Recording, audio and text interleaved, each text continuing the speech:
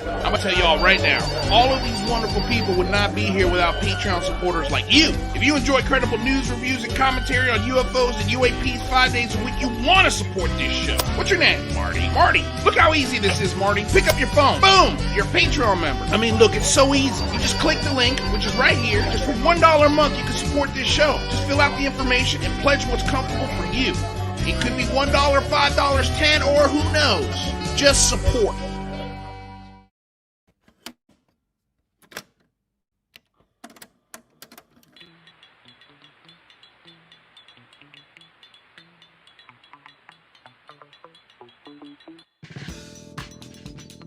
Hello, and welcome to another week here at the Unidentified Celebrity Review. We have a really fun show lined up today. And as we try to make sense of disparate data, we're not always going to arrive at the same page. But that's okay. It's good, even. It means that we can talk to others and perhaps gain a better understanding of what the entire book is telling us. Illumination from certain sources might help us make out certain passages. But we should be careful that the light is accurately revealing the words and not playing tricks, selectively obscuring important phrases. With this topic, the types of light are numerous, and it takes vigilance to ensure that you aren't led astray. There is one light, however, that I think is truer than others. Science. The scientific method is a tried and true way of determining what is true and what is false. There is, of course, a historic reluctance for science to shine its light on the topic of aliens and UFOs. Science doesn't like diving into the pitch black. It prefers instead to gradually extend the sphere of illumination. The James Webb Telescope is perfectly poised to extend that sphere of science to include discussions of aliens and UFOs. The observations lined up for its first year of science operations will be transformative. I've created a summary of James Webb's first year and the questions that I'm most looking forward to having answered. Check out my channel, Rather Be Squidding, to see that. But do that after this show. We have some great guests on today, and we'll all compare pages and see what we can discern. So let's get on with it. Please welcome our hosts, Luis Jimenez and UFO Jane. Hey guys, happy Monday! Happy Monday. For real, we got Rather's intros back. I don't know what I was going to do without them. It was messed up my whole universe. Rather made a video. If you want to check it out, the link is in the description below. Go subscribe to Rather's channel. Going to be interesting. It's going to be interesting, especially with the James Webb Telescope. But did you see that Lego? I'm wearing this in honor of James Webb Telescope. I love it. Actually, NASA printed out this picture from space and sent it to me today. And I'm so happy you're in. What a world we live in. Yeah. Isn't that amazing? I've got my pop-up communion book here as well with me too. Well, I was going to say, did you see that Lego? Somebody or some Lego designer rebuilt the James Webb Telescope through Legos. I did see that. And do you guys Lego? My son does. Like he Legos all day. So yeah, I appreciate all Lego arts and all the Lego nerds out there. This is the same person that did the Lego reenactment of Skinwalker Ranch, because I love those. Oh yeah, that was so great. That was great. Oh god, I'm forgetting who did those. That was hilarious. A kid put them together and then voiced over. Yeah, that was funny. Well, hopefully he does them again while we review the new season. Are you in the Lego though, Rather? As a child, I was. All right, great. So I'm the only I enjoy the idea of them. All right. So you're holding back. So you are a Lego. Oh well, I'm not. There was a moment in my life when I was really single, and I was like, "Yeah, this is a good idea to buy a replica of the Starship Enterprise." Yeah. This seems like something that will fill my time. So yeah, I can get that with some Legos. Although, once I put them together, now it's kind of like a little display that I've put together. So it's actually it's pretty cool. Yeah, that is cool. Don't say it like that. Anyway, hello, good morning, good evening, good day, good afternoon, and aloha. Welcome back to another episode of the Unidentified Celebrity Review, your home for credible news, reviews, and commentary on everything UAP, UFO. My name's Luis Jimenez. That is Rather Be Squidding, Miss Jane Kyle, UFO Jane. Before we get started, of course, we got to pay some bills. Want to say thank you to DOS Tapes. They provide all the tunes that you hear on the show. Their Bandcamp link is in the description below. They've got a new album coming out. Go check out their Instagram. They drop a piece of it here and there. Kevin's a perfectionist, so I know it's going to be, it won't be out until it's perfect, but it is coming. Also want to remind you guys that the show is available on iTunes, Spotify as soon as the show is over. So go check us out there. Leave us a rate and review. The podcast is growing by leaps and bounds because you guys are doing that as well. Also consider joining our Patreon. For as little as $1 a month, you can help support the show. We are a public access channel. We are dependent on viewers like you. So if you can help us in that realm, please do check out the Patreon. Link is in the description below. Super chats, of course, are open. If you have any questions or just want to say hi or want to support the show, remember there are no paywalls here. Every show is available for free as soon as it airs. So thank you guys for that support. I want to say thank you to the moderators out there and all the people I see in the chat. Spaghetti Leah, Kashi Chris, Paranormal Pixie, Brianna Matz, Trippy Times, Simon Fly. Thank you guys so damn much for being here. Truly, truly appreciate it. Don't forget to check out the links in the description to check out our U.C.R. merch, to find Jane, to find Rather, and to find our next guests. These two ladies have been in this game for a while. They've been around a lot longer than I think people realize, but they've really sort of, at least for me in the last year, I'm pretty new to this whole topic. So it's taken me a while to find all of these different podcasts and personalities that litter this UFO topic, but some of them are really fun and some I get a real kick out of. And these two ladies just happen to be a pair of ladies that I'm always laughing every time I hear their show, and they are ruthless with their humor. They've got zero filter and they don't care who they're roasting. And I think that's what's funny about it. They are 100% giving you the real version of themselves, which I think is the most genuine thing about it. And I think it's why I find myself attracted to the show.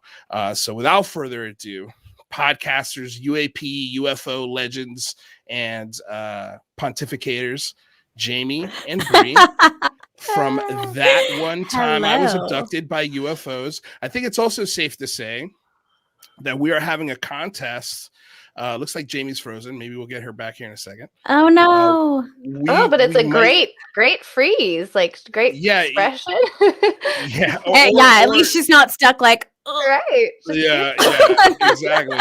I was gonna say both of our shows might be in a contest for worst name for a UFO podcast ever.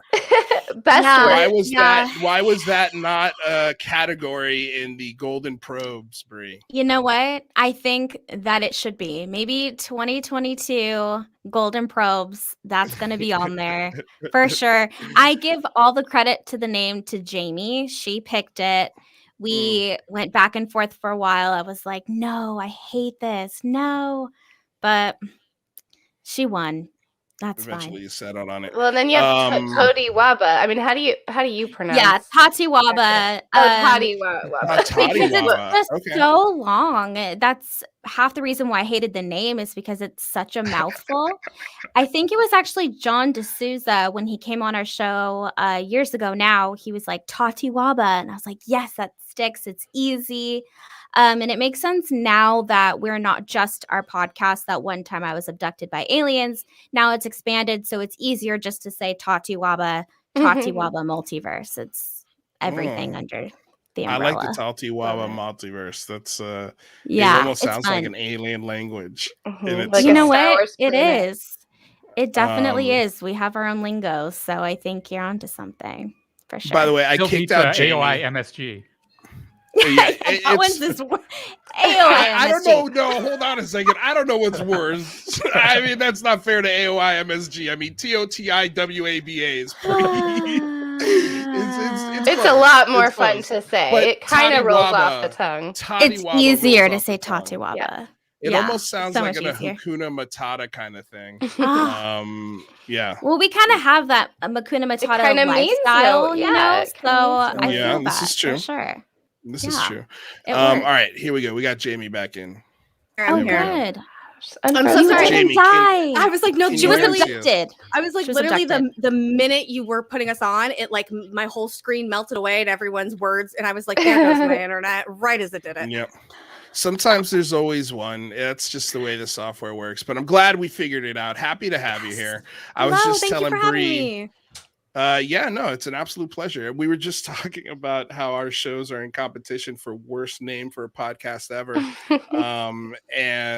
And I'm curious to know, we should probably have that as a category next year for the Golden Probes. What do you think? Oh my God, 100%. That's one thing that people always say about our name is it's super, super long. Everyone's like, why is it so long? Why do you have such a long name? Yeah. That's okay. I mean, it's true to you guys, so that's what I think I love about it. But I mean, also people get that from people all the time. They're like, I don't get it. What's your name mean? I'm like, it's making fun of myself, just nobody knows who I am. I'm an actor. And, anyway. But yeah, who knows? We might change it in the future.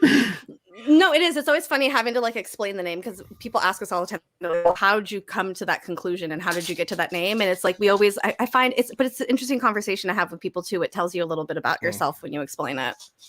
Well, that's true. Have any of you ladies been abducted by aliens? Yeah, that's the purpose. Mm-hmm. Yeah. Oh. Okay, so who? That's why we started the show. It was about our personal experiences. Okay. So it just made sense. There's always a story. There was this one time, and I think that's even for people that see UFOs, it's all experiencers. When someone tells their story to you, even when it's really candid, maybe UFOs come up somehow. It's always like, well, there was this one time where I saw something strange. So this one time or that one time kind of makes sense.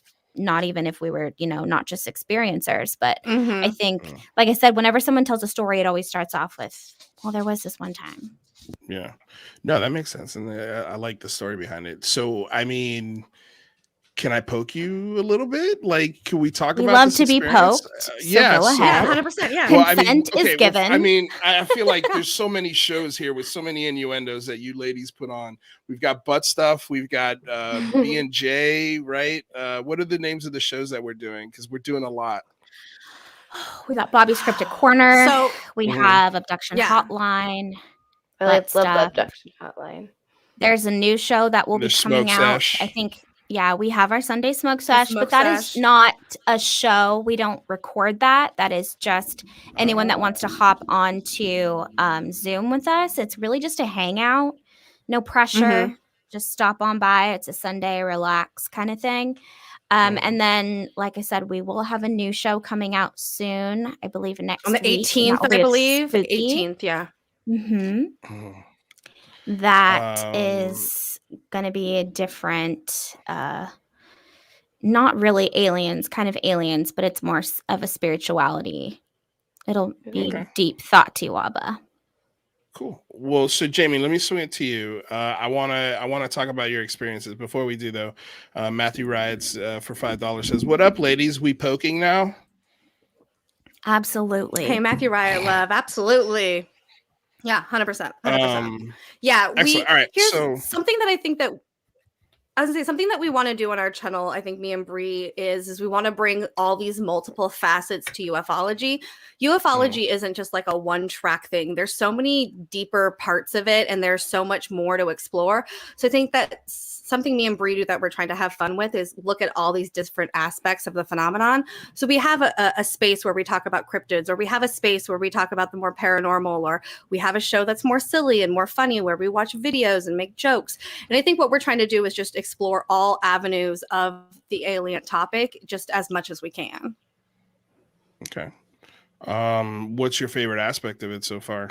The community is my favorite part. I think that when we first kind of like jumped into the whole podcast making, when we started over 4 years ago now, we wanted to have a space where we could talk to people who thought the same way that we did and had the same kind of experiences that we had. And I think through that journey, we've realized that it's so much more of a bigger community than that. For sure. What about for you, Bri? I do love the community aspect. Absolutely. I love meeting people that are all across the globe. We have many friendships that we would never have even came across their name, their screen name at all if we didn't have any platform. But if we're just talking about the phenomena, I would say the consciousness aspect is my favorite and what I am most curious about, what I prefer to really dive into. That's what excites me, is exploring the phenomena and how it relates to consciousness and all of that, and what our spiritual connection is with that. For me, that's kind of like the home base. So that's where it's at. Is that because that's how your experience was experienced? Was it a conscious aspect, or was it just something random? That's kind of hard to say. I think my realization of it was definitely more of a spiritual journey. And it wasn't until I went through that, then I was really able to look back and then kind of put pieces together about things that has happened to me as a kid, just growing up and making sense of all of that. But then realizing that it's not just me, that there's millions of people that have all had these same type of experiences, where for me, I thought it was something crazy, or even if it wasn't crazy, it felt special. And to realize it's actually not special. It's just that people don't talk about it as much. And a lot of experiencers seem to have these same situations and connections that are happening to them. And that really excites me because it's mixing something that we can't see, and it's personal. And that is harder to talk about because you don't have the everyday physical evidence that people are looking for and what people use to validate your experience. But when you go through something and other people have gone through the exact same thing, and it seems so out there that they couldn't have possibly made it up, it's like that is so valuable. And the fact that we don't have proof to explain that, it drives my curiosity to want to figure out like what's happening here. There's something so much deeper than just seeing a physical UFO flying in the sky. I have a question. So for U.C.R, it's often more of a not often, but it's frequently more of a discussion of nuts and bolts evidence and influencing Congress people and things like that. And your show definitely would be hard, right, to send, let's say, like a YouTube clip to a Congress. Well, that's not true. Oh, for sure. I mean, officially send one to a Congress person, right? So where does that, so I guess it's like I see very kind of two kind of different but similar purposes to the shows, but where do you get, I guess I would say, the bravery to just say what you say, to maybe say words that could get you noticed on, by the YouTube robots or whatever, right? Like, where does that come from? Like, are you afraid of not getting a certain TV show appearance, or or getting censored, right? Like, so where does the bravery come from? I think just being honest. From the very beginning, Jaimie and I have both done this for us. We never started our show to be someone, to be in front of anyone, even just to like do what we're doing today. That was never the purpose. It was only for each other. And even more importantly, it was for our own personal disclosures, as I try to say, because we grew so much in talking that we have changed so much as people. And so for me, it's just honesty and being as transparent as possible. That's what's most important to the both of us, I think, than trying to be accepted by anyone else. I'm sure Jaimie probably would say the same thing. What do you think? Yeah, 100%. I think that in the beginning, when we first started this, we tiptoed around a lot, and we were very cautious about what we looked into or what we said. But I think what happens over the years is we realize that, like, if we're going to do this, we have to do it fully. And in order to be that, we have to be ourselves. And so it doesn't bother me if people don't like me or my personality. One thing that we preach on our show is that we're not the only show in the world. There's a show for everyone out there, and we're just trying to reach people who are like us. And if we be ourselves, those type of people are going to flock to us. And we might have a lot of fun and say some crazy things, but we also have some really good conversations with people along the way that are very unexpected, because we create a space for people where they're having fun and they're open, and they tend to have conversations that they wouldn't normally have. So I think that that's something that we really enjoy doing. For sure. It's a deeper connection that we've built with people, I think, by being that honest. And because we do look more deeply into things on a personal and a spiritual level, it seems like everyone has that part of themselves. And sometimes just being that open and willing to talk about those things, people that you would assume don't go there, they do. And that's really exciting too, when you meet someone that seems very just one way, very materialist, scientific, and then you open up about things, and then they meet you at a certain level where maybe they haven't even talked about those things with anyone else. That's so valuable, you know, and it's only because we're being honest and open and really just expressing the way that our minds think and how we feel. So I guess then my question would be is there a line, I guess, into, has there ever been any experience that you have heard or have come across, or a conversation that you've had where you're just like, no. Yeah, and we feel, I think both of us have felt like jerks being that way, because we want to be like, everyone has an experience, anything is possible. But I think you always have to have a line. And there's definitely been some stories that we've heard, like it's your birthright to fly the spaceship for 10 minutes kind of thing. And it's just like, what? I wish that was like carved into one of the 10 Commandments. That would have been great. Right? Yes. It's your birthright. That's a pretty attractive conspiracy theory, I gotta say. But I think I'd love for that to be true.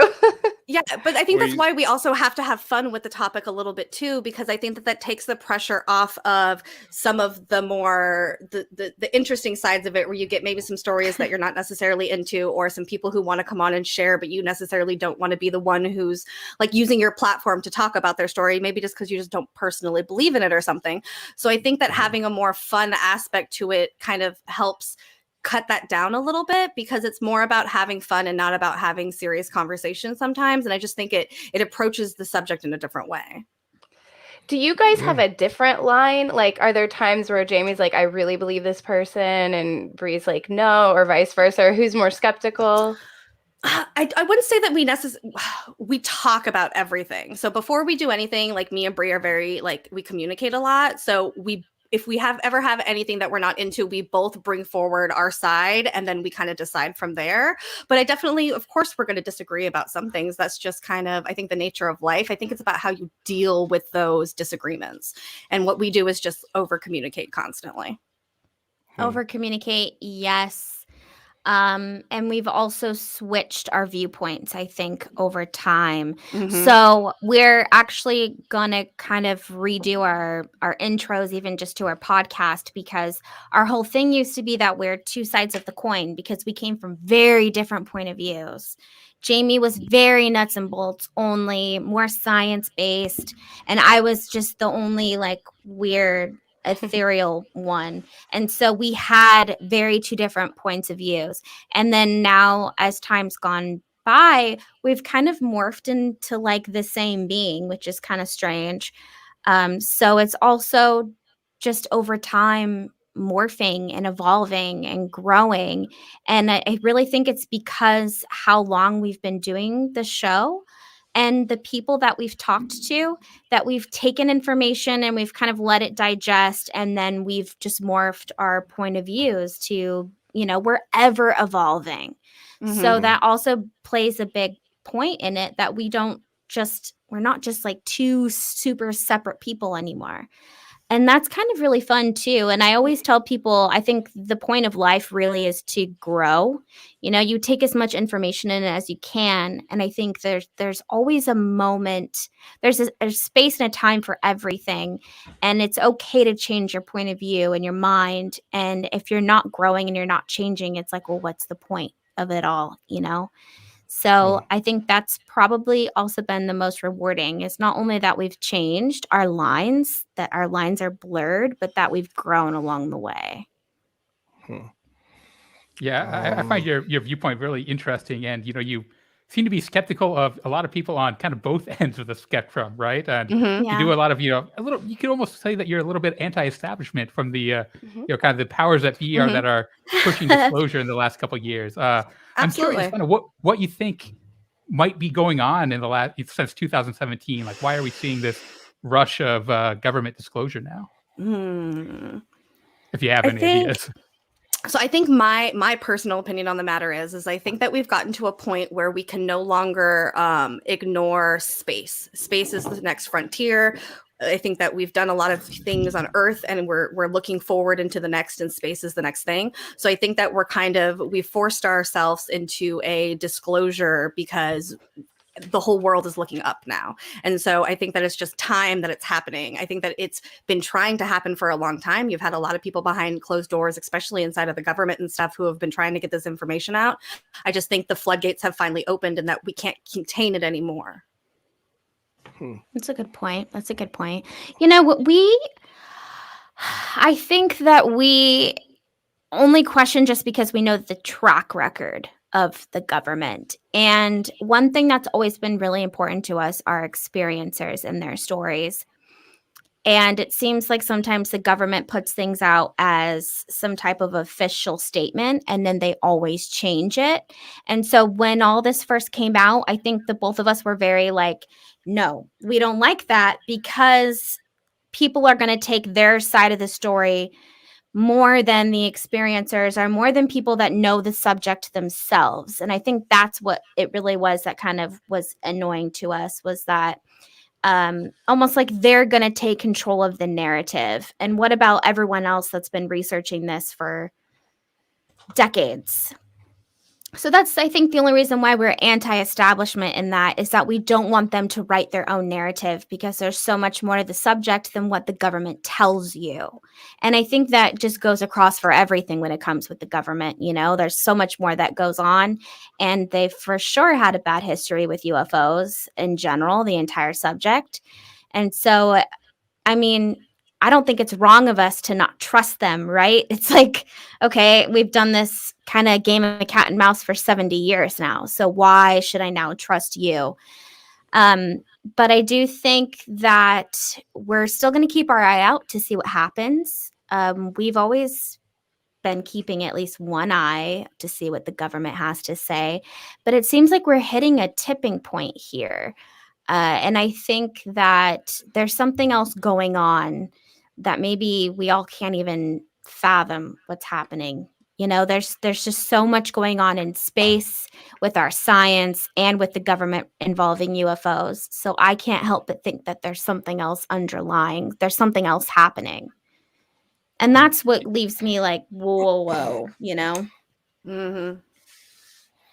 Yeah, I guess, based on your personal experience, do you have any idea of what might be happening? Do you have, favor the extraterrestrial versus interdimensional hypothesis, or are you still just trying to figure it all out?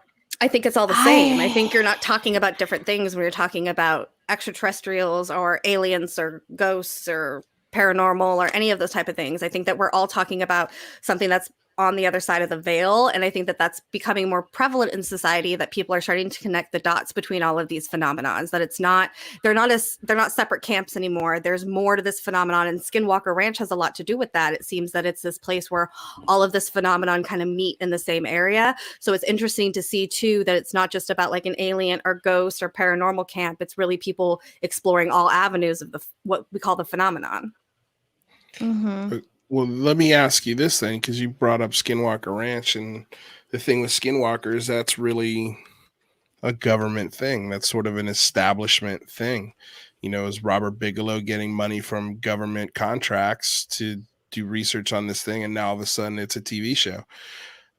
So how do you, I guess my question is, how do you differentiate on what's establishment versus what's something that could be taken as information that could be valid in your opinion? Everything is valid. I think there's value in everything. Even if we don't 100% align with that, I think that there's still value. So even if we weren't like 100% like, yeah, all these videos came out and the government admitted it, we still saw the value in that, because we know that it brought the subject to more people that had never even thought about it before. So obviously there's value in that. So the same thing with Skinwalker Ranch. There's value in that. It just seems to be that when you get the government involved, there seems to be this track record of taking something and exploiting it. And that's what I kind of feel like they did with Skinwalker Ranch. At least exploited it for what? Wait, I'm sorry. Exploited it for what reasons? I don't know, maybe just to have a show. I mean, it seems like it was more of this enigma.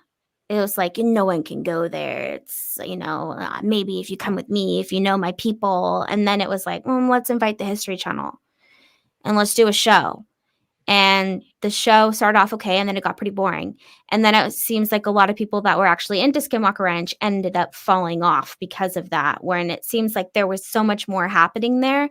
But I don't know, maybe if it was the people or just the fact that it was a television show, you have to do things a certain way for people to watch, right? Or else it doesn't grab their attention. So that's what I mean by exploiting it. It's almost like taking certain things and not bringing everything that's there so that it's palatable for people. And sometimes that's hard because you end up doing a disservice to what's actually going on.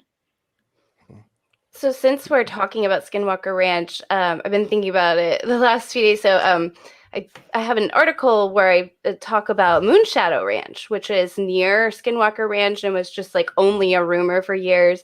And Brandon Fugel has actually confirmed in the Twitter thread that yes, indeed, there's, paranormal activity rumors there and that he has access to the property. And so, but I asked people on Twitter in this Twitter thread, as a follow-up, would you go to Skinwalker Ranch if you were invited? So assuming the phenomenon is real there and the hitchhikers are real, I think you guys have done some CE5 stuff. So I feel like you're gonna say yes, and that you'd have some great ideas of. But would Jaimie go? Would Bri go? Yeah, would you go? Absolutely, 100%. So when we first did we did a really deep dive episode on Skinwalker Ranch, and we did it was like, I think, an hour-long episode where we just talked about all the different phenomenons and the things that were happening there. And then after that, we did a separate episode where we got to interview Jeremy Corbell about his documentary that was coming out about Skinwalker Ranch. So we really went deep into it. And through the entire time that we were researching it, the one thing we always said is, how can we get there? Please invite us. We would love to come. Like, hands down, I would go. Regardless of the crazy stuff that happens or the hitchhikers that come home, I would 100% be down to go. Yeah, we were actually invited at one point. We were, yeah. Yeah, and then the person that invited us did say he had a hitchhiker and then he would never go back. But there was a point in time where we were invited and we were like, yes, we don't care. We're down to go. Because who wouldn't go? If I'm a curious person. See, if you guys were there, I think I would. I would go like on certain conditions. I think if you guys were there, like if Luis was there, there was like a big group, and we had a shaman and a priest, and like I would just have to have many conditions. Some crystals, yeah. I understand I want a that biohazard suit. Yes, that's a good idea. I will make the same one, but we'll just have like crystals glued all over it, on the outside. So we're just like, we're going in good.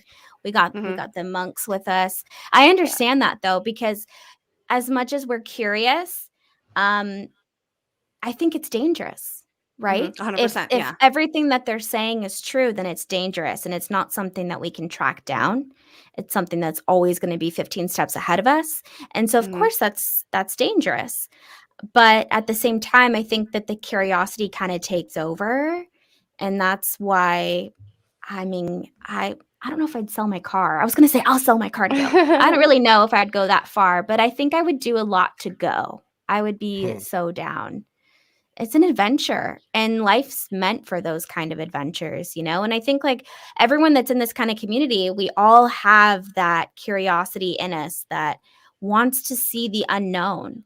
And it's one thing to read stories, to read books, to do everything under the book, but boots on the ground there with the phenomena, that's a totally different game. If you ladies had your way and you were able to get your fancy boots on the ground, how long would you like to stay there? How long would it take? What would you have to experience before you're like, yep, this is real, I'm good, let's go?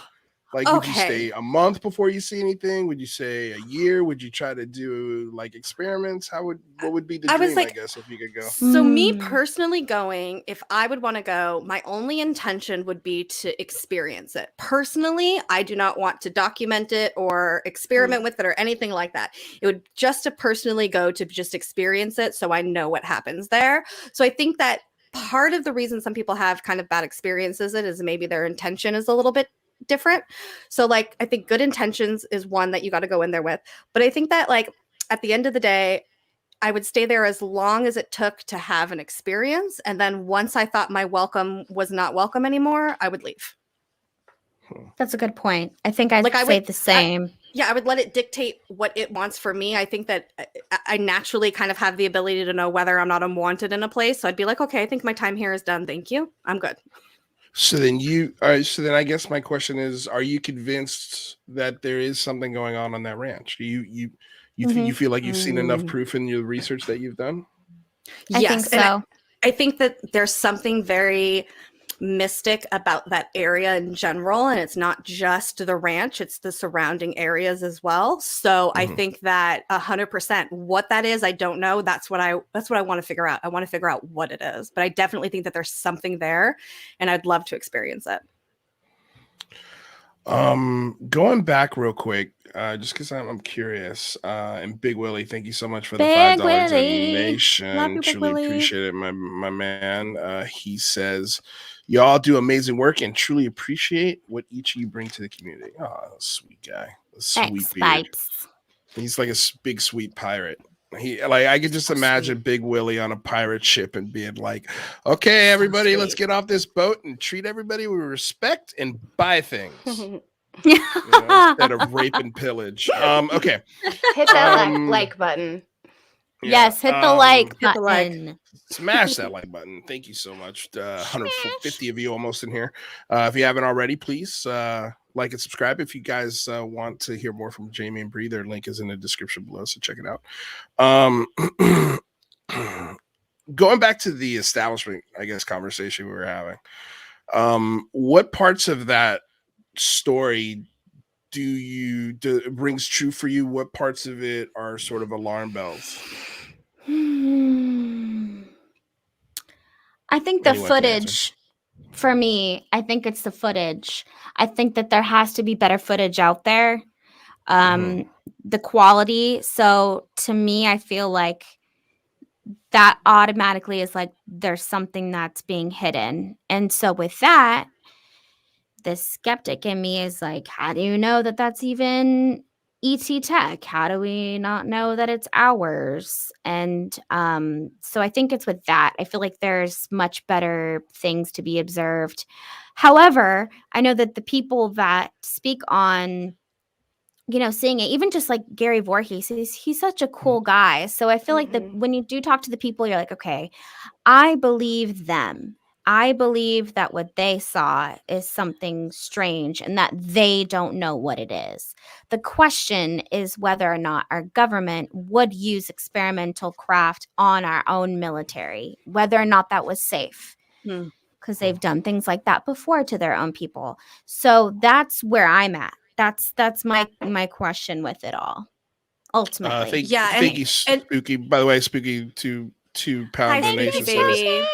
Toddy Waba for life, who I know helped you Toddy Waba. The golden probes. Toddy Waba, sorry. Yes. Toddy. So shout out to Spooky, great work there. Thank you, but Spooky you were babes. saying, Jaimie, sorry. No, so I agree with Bri. So my whole kind of disconnect with when it comes to the establishment part of it is I'm just not a big fan of the government. The government lies to us all the time. The government tells us the truth all the time. It's always just a coin toss in the air about what the government is actually talking about. So I'm just not subscribed to like needing the government to tell me something is real or not real. I've experienced the phenomenon. I've seen it with my own eyes. I've seen it with Bri. I've seen it with other people. I don't need the government to tell me it's real or not. I understand that there's people out there who do need that, and I get that that's a necessity. It's just not something personally for me, and that's where I unsubscribe from the whole government side of it. So if you guys, it sounds like both of you may theorize that the Tic Tac, there's longer footage, and maybe the government knows more about the Tic Tac UFOs than they're revealing, right? Is there a certain type of UFO that you hear reports of, or how do you think then the phenomenon is interacting with it? Is it not through a physical craft like in that footage? Like what's your top working theory right now? I feel like orbs seem to be number one. The Tic Tac, though, is still different. I mean, if it was a flying saucer, if they were like, it was a metallic flying saucer, I would immediately call BS. But at least the fact that it's a Tic Tac, that's strange, right? But I do feel like orbs, plasma type orbs seem to be very common. I've seen them many times. I think lots of people do. So maybe if it was something like that, where you could see it kind of morphing, being able to see a little bit through it, that kind of thing, then I would be like, okay, they are not just telling us that there's something out of this world, but possibly is this a plasma entity or something that's alive, like something that takes us another step above something that's out of this world. Is this interdimensional? How the heck does this work, kind of thing? But that's not to say, like I said, that the Tic Tac shape in general isn't special. I think it's, that's why I go back and forth on it all the time when it comes to that footage, because it could very well be ET. I think that it also just kind of gets backed up when I question it off of what Jaimie said, where it's just kind of like they lie about things all the time, and I don't need them to tell me if something's true or not. I think that's probably the bottom line. What about, and Jaimie, I'm curious about your answer too, but also just to throw it, I'm curious, what do you think about the triangles, since those are also really common? Do you think that's probably more likely military, like our military? So I think that me and Bri recently have been mulling around this idea that there was never really a flying saucer in general, and that it's quite possible that what we're seeing is dependent upon what our brain can really interpret. So at the time, what made sense to our brain is we were seeing a bunch of metal-shaped saucers in the sky, because that's what our brain could make sense of. And over time, it seems that what we're seeing with the phenomenon is not so much these metal saucers anymore. It's changing, and they're what Bri was talking about, these orbs now. And so I'm wondering if it's maybe not necessarily that the phenomenon is different, or we've been seeing different things, but I think that maybe just our idea of what we're seeing is evolving, because we're just we're more open, our minds are more open, so we're able to connect and actually see these things, and our mind isn't just filling in the blanks anymore. So I think you have that aspect. When I see these government videos, again, I have a hard time with it, because the government is has a track record of having their own narrative of things. So I'm just skeptical about what they are. When I see the more triangle crafts, or these more like physical crafts, it definitely makes me think more back engineered government technology, that's a huge possibility. So I always think about that in the back of my mind. It's not something that I always want to go to, but that's a reality that I think that is real, that we have to look into. It's fair. Well, I mean, why can't it be a little bit of all of those things? 100%. Absolutely. 100%. That's a great, for sure. Why can't it be government, craft that I mean, if you look I'm forgetting his first name, Pais's patents that he put in, and you look at the technology and you say, well, who knows, a couple $1 billion, maybe this tech is possible to make with human hands. So I never put it past human ingenuity to have figured out a craft like this. I'll never ever do that. It's because humans have made the most wonderful things that we've ever come across. Theoretically, right? No, I mean, for sure. Well, factually, I mean, everything that we interact with is human made. It could be a conscious connection thing. It could be a dimensional thing.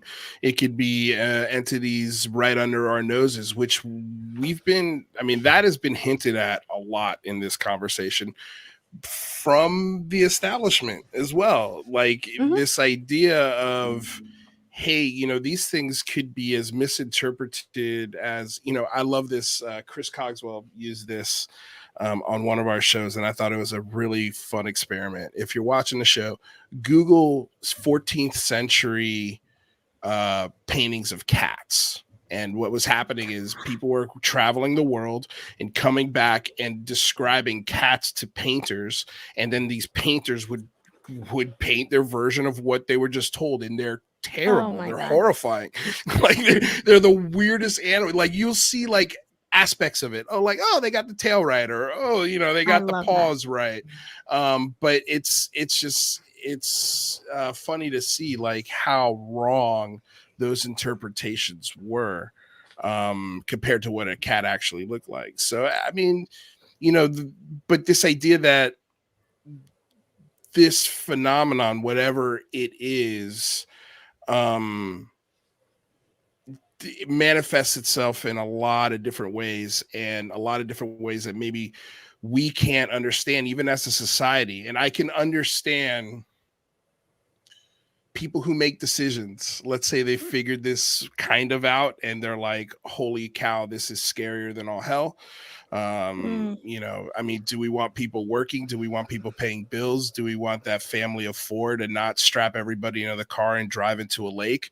You know, like this is like, what would we rather do with this information? Just heavy sweep it under the shelf? Or would you want to be the one responsible that exposes this quote truth, whatever that truth is? I mean,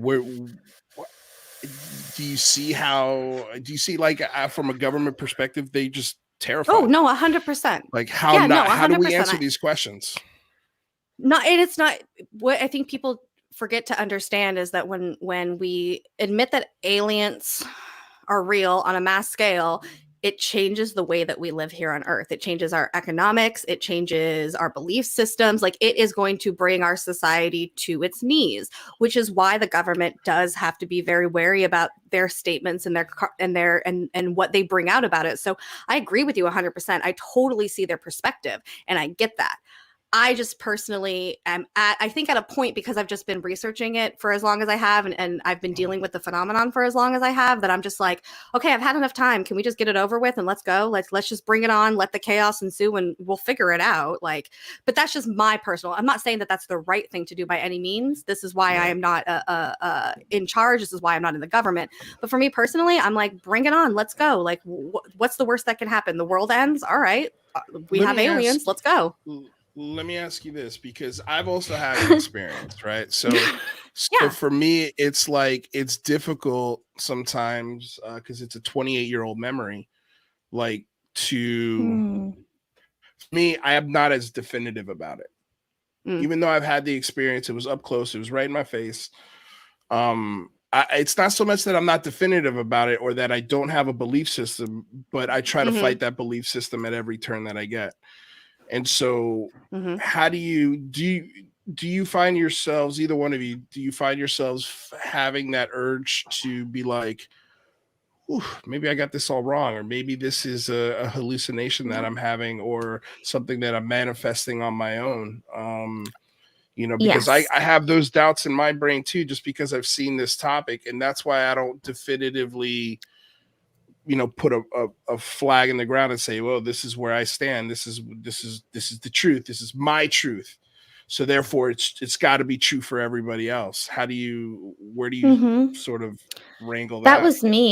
That was me for a long time. It took me a long time to understand what was happening. I still don't understand. So don't get it twisted. I'm not like, hey, this is, you know, what it is. I think that it's just a process of at least exploring it. And then over time, when you realize the same things happen over and over and over again, you can't help but see a pattern. And then when other people also tell you their same stories and you see the same pattern, then you can't really necessarily disprove any of that.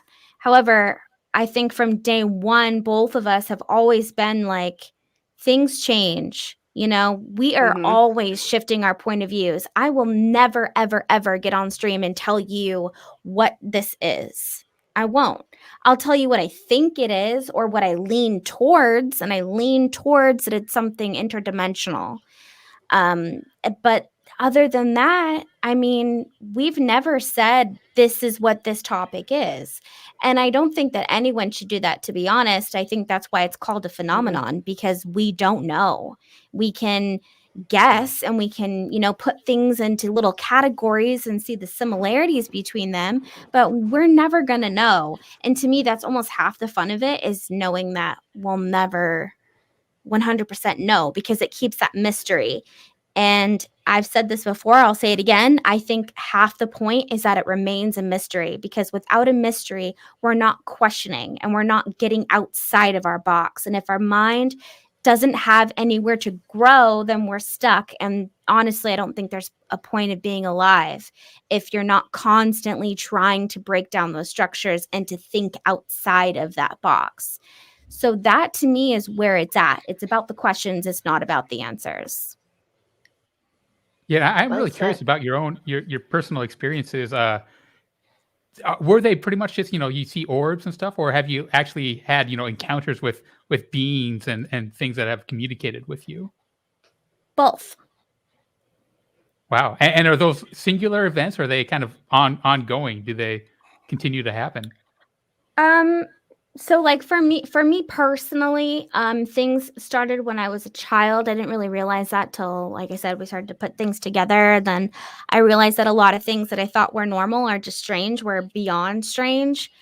Like and what? then things like waking up outside of my house, like banging to be let back in, like almost like if I was sleepwalking, but I like locked the door somehow.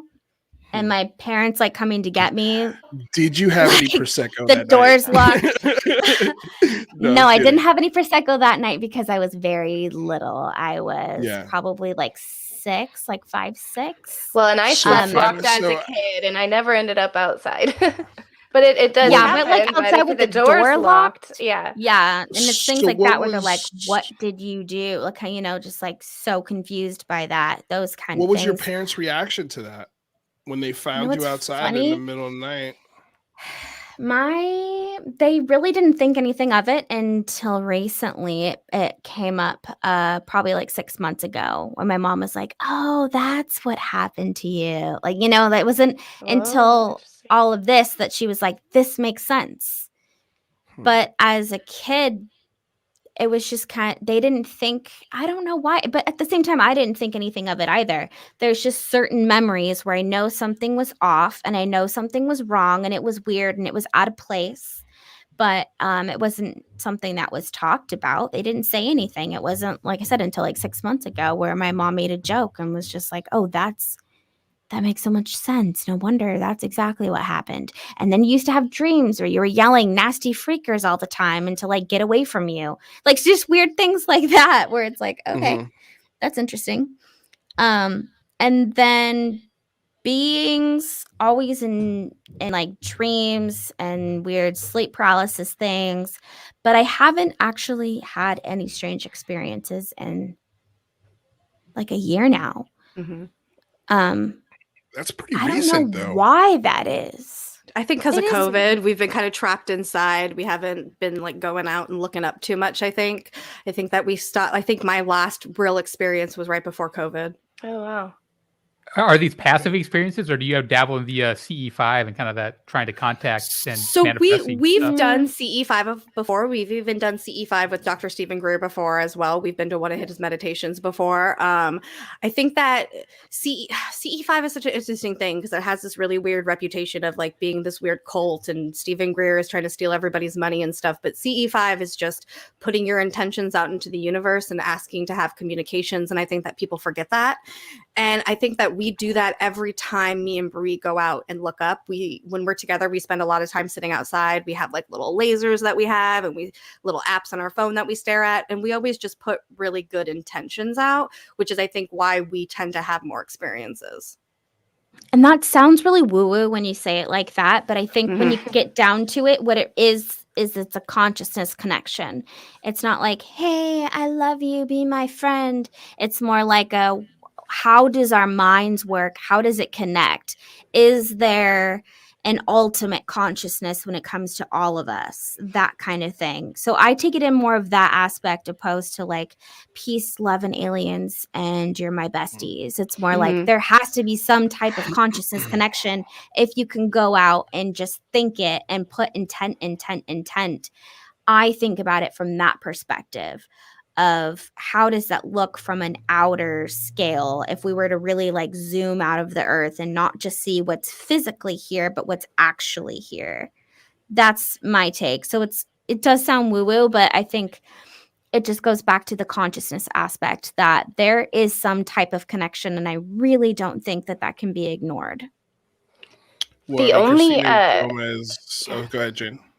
Oh, I was just gonna say, and maybe you're talking about an interview Christina Gomez did related to this. So I was gonna say the because I know she did some, anyways, but the closest that I've had to any kind of experience, I barely saw a UFO one time and just questioned it ever since.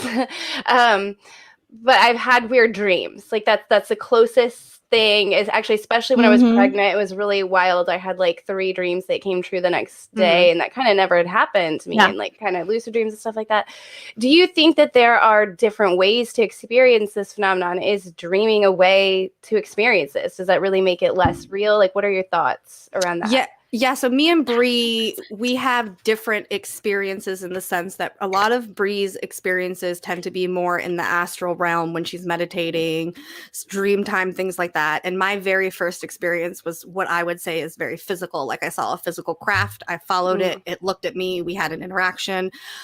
So I think that there's so many more different layers. That's why when people talking about like aliens, and they like interdimensional or not, like all of that is technically kind of the same thing to me, because like all of that is not of Earth, so that is alien to me. So whether you're talking about physical craft that's coming down or extra dimensional beings, although they might be different entities, it's all still kind of the same phenomenon. So you can experience it in tons of different ways. Even they have people say using things like DMT, meditation, like there's so many different ways that you can contact extraterrestrials, and the possibilities are endless, I think. Dreams for sure, though. It's funny, like when you mention dreams, I'll just go back to the triangle thing. Before I went into even learning about ufology, so before I was 18, before I even questioned, I had absolutely no context.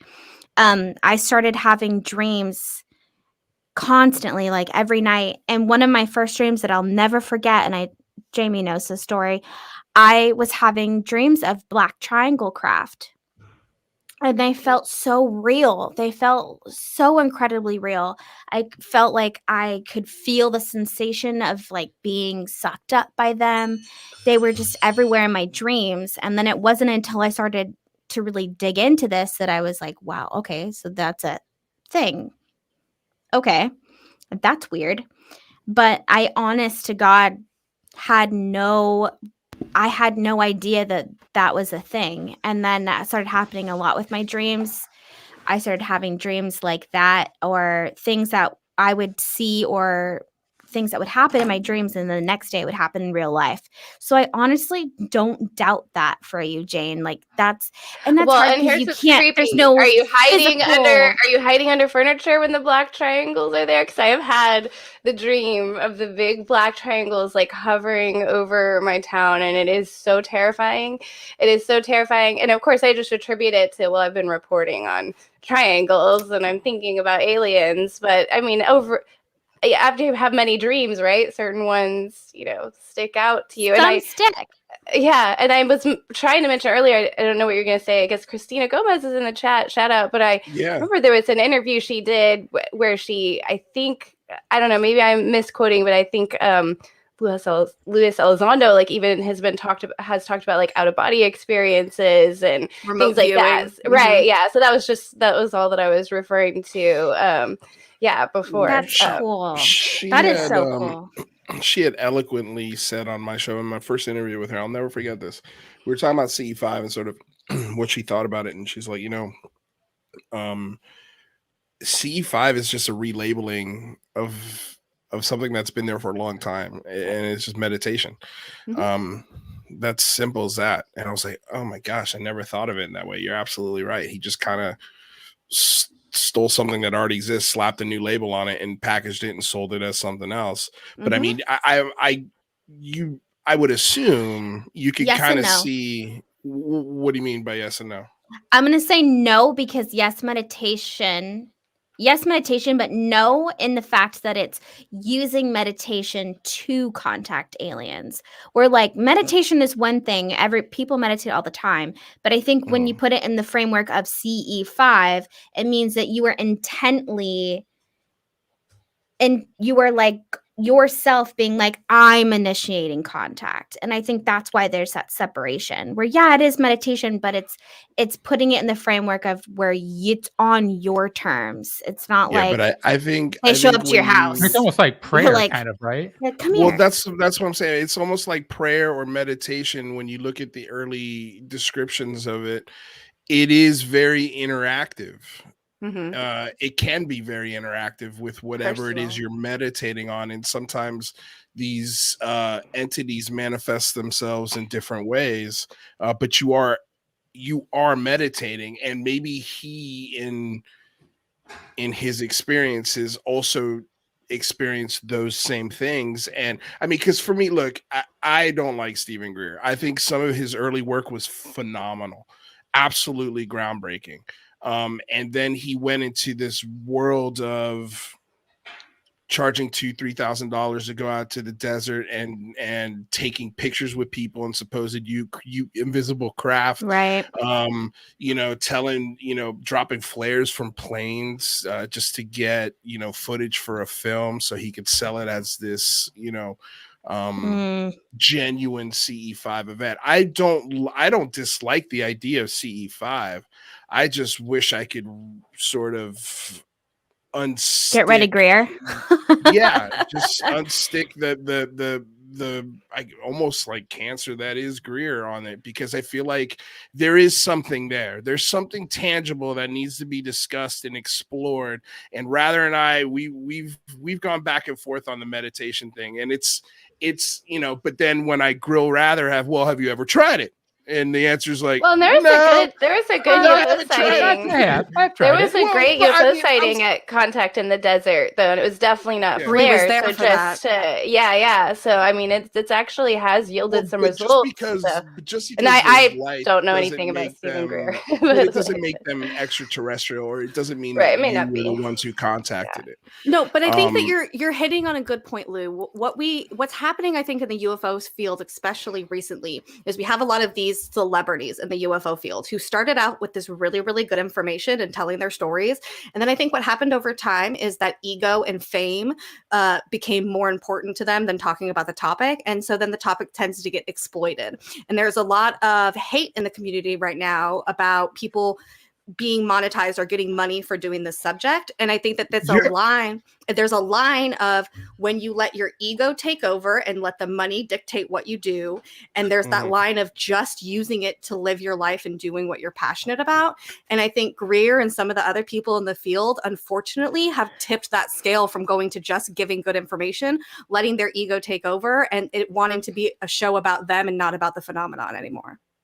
Well, I mean, everyone does. It's in a way they've tainted the arena for new people who want to come in, like me. I mean, this is something that my show gets all the time. Like we get shit for this all the time because people, I mean, and we're going to get to these super chats here in a second, you guys, and I appreciate it. People donate to the show because they love the show. There's nothing that they get for the donation. You don't get any special access. You don't get there's nothing hidden behind a paywall. There's no special blog that's going to give you all the answers. And I think a lot of people have really, really been burned by this. I don't call them charlatans because it's such a and again, they don't think they started off as charlatans. It's just that eventually over time, it's like they just let things go over them. Spoiled.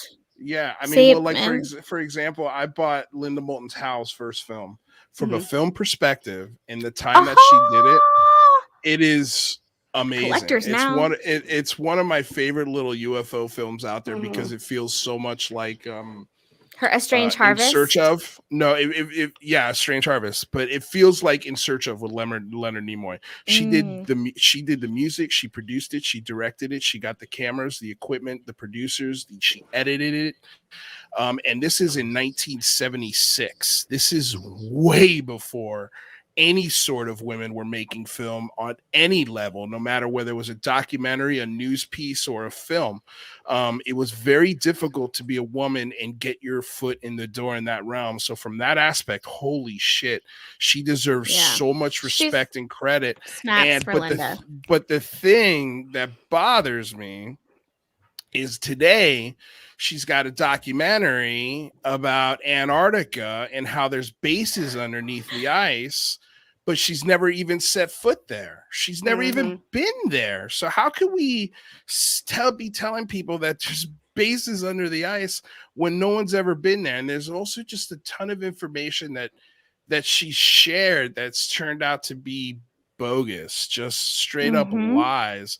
And it's like, you know, the thing I set out to do with this show is obviously, number one, have fun, take the topics seriously, not take ourselves seriously. And I think we've done a really good job at that. But the second thing is to be okay with being wrong.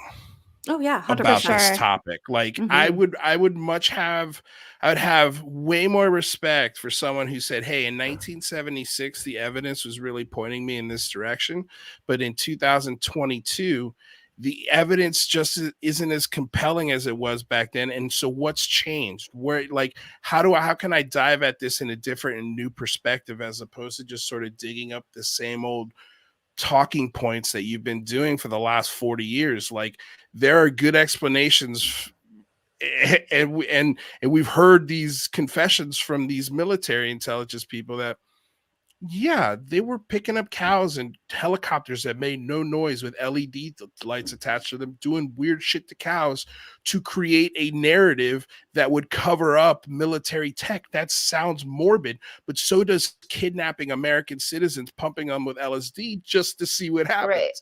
You know, so like there's the history of it, but at the same time, I try to take it case by case, right? Like what is the story? What are the facts? Where can we decipher the two? Or what can we decipher from both sides of this, and then try and move forward?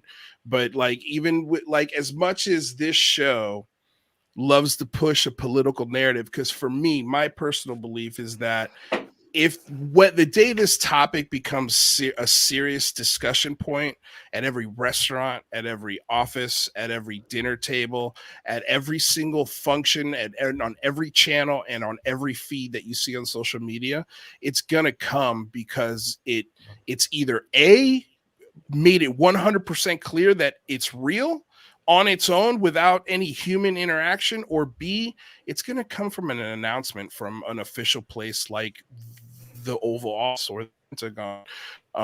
And if that information comes in that way, it's you know, I think that's the thing that tips the scales into everybody talking about this in a much, much different, more substantive way than just stories and hearsay and experiences. Like I think those things are valuable, but for me, you know, and this is, I guess, how you started, Jaimie, sort of nuts and bolty. But for me, it's like, I was just going to say, on the verge to try to pounce in. I can tell both of us. Okay, so let's start with Jaimie. Well, hold on. Before you pounce, let's get to these super chats. So Big Willie doing his pirate interpretation says, he mateys, let's storm this town and give out big warm hugs. I think he meant warm. W-A-R-M, but he spelled warm. Worm hugs. I like worm hugs. I like worm hugs too. Unidentified S4 with a $5 donation. Excellent show. I would love to spend a month on Skinwalker Ranch to investigate Toddy Waba. John Music with a $10 donation. Thank you so much. You, John. Jaimie and Bri are truly awesome. Thank you, John. Nose on the Scent. Luis dropping seriously heavy medicine. Great show, guys and gals, and gender fluids. Thank you so much. Artisan Tony.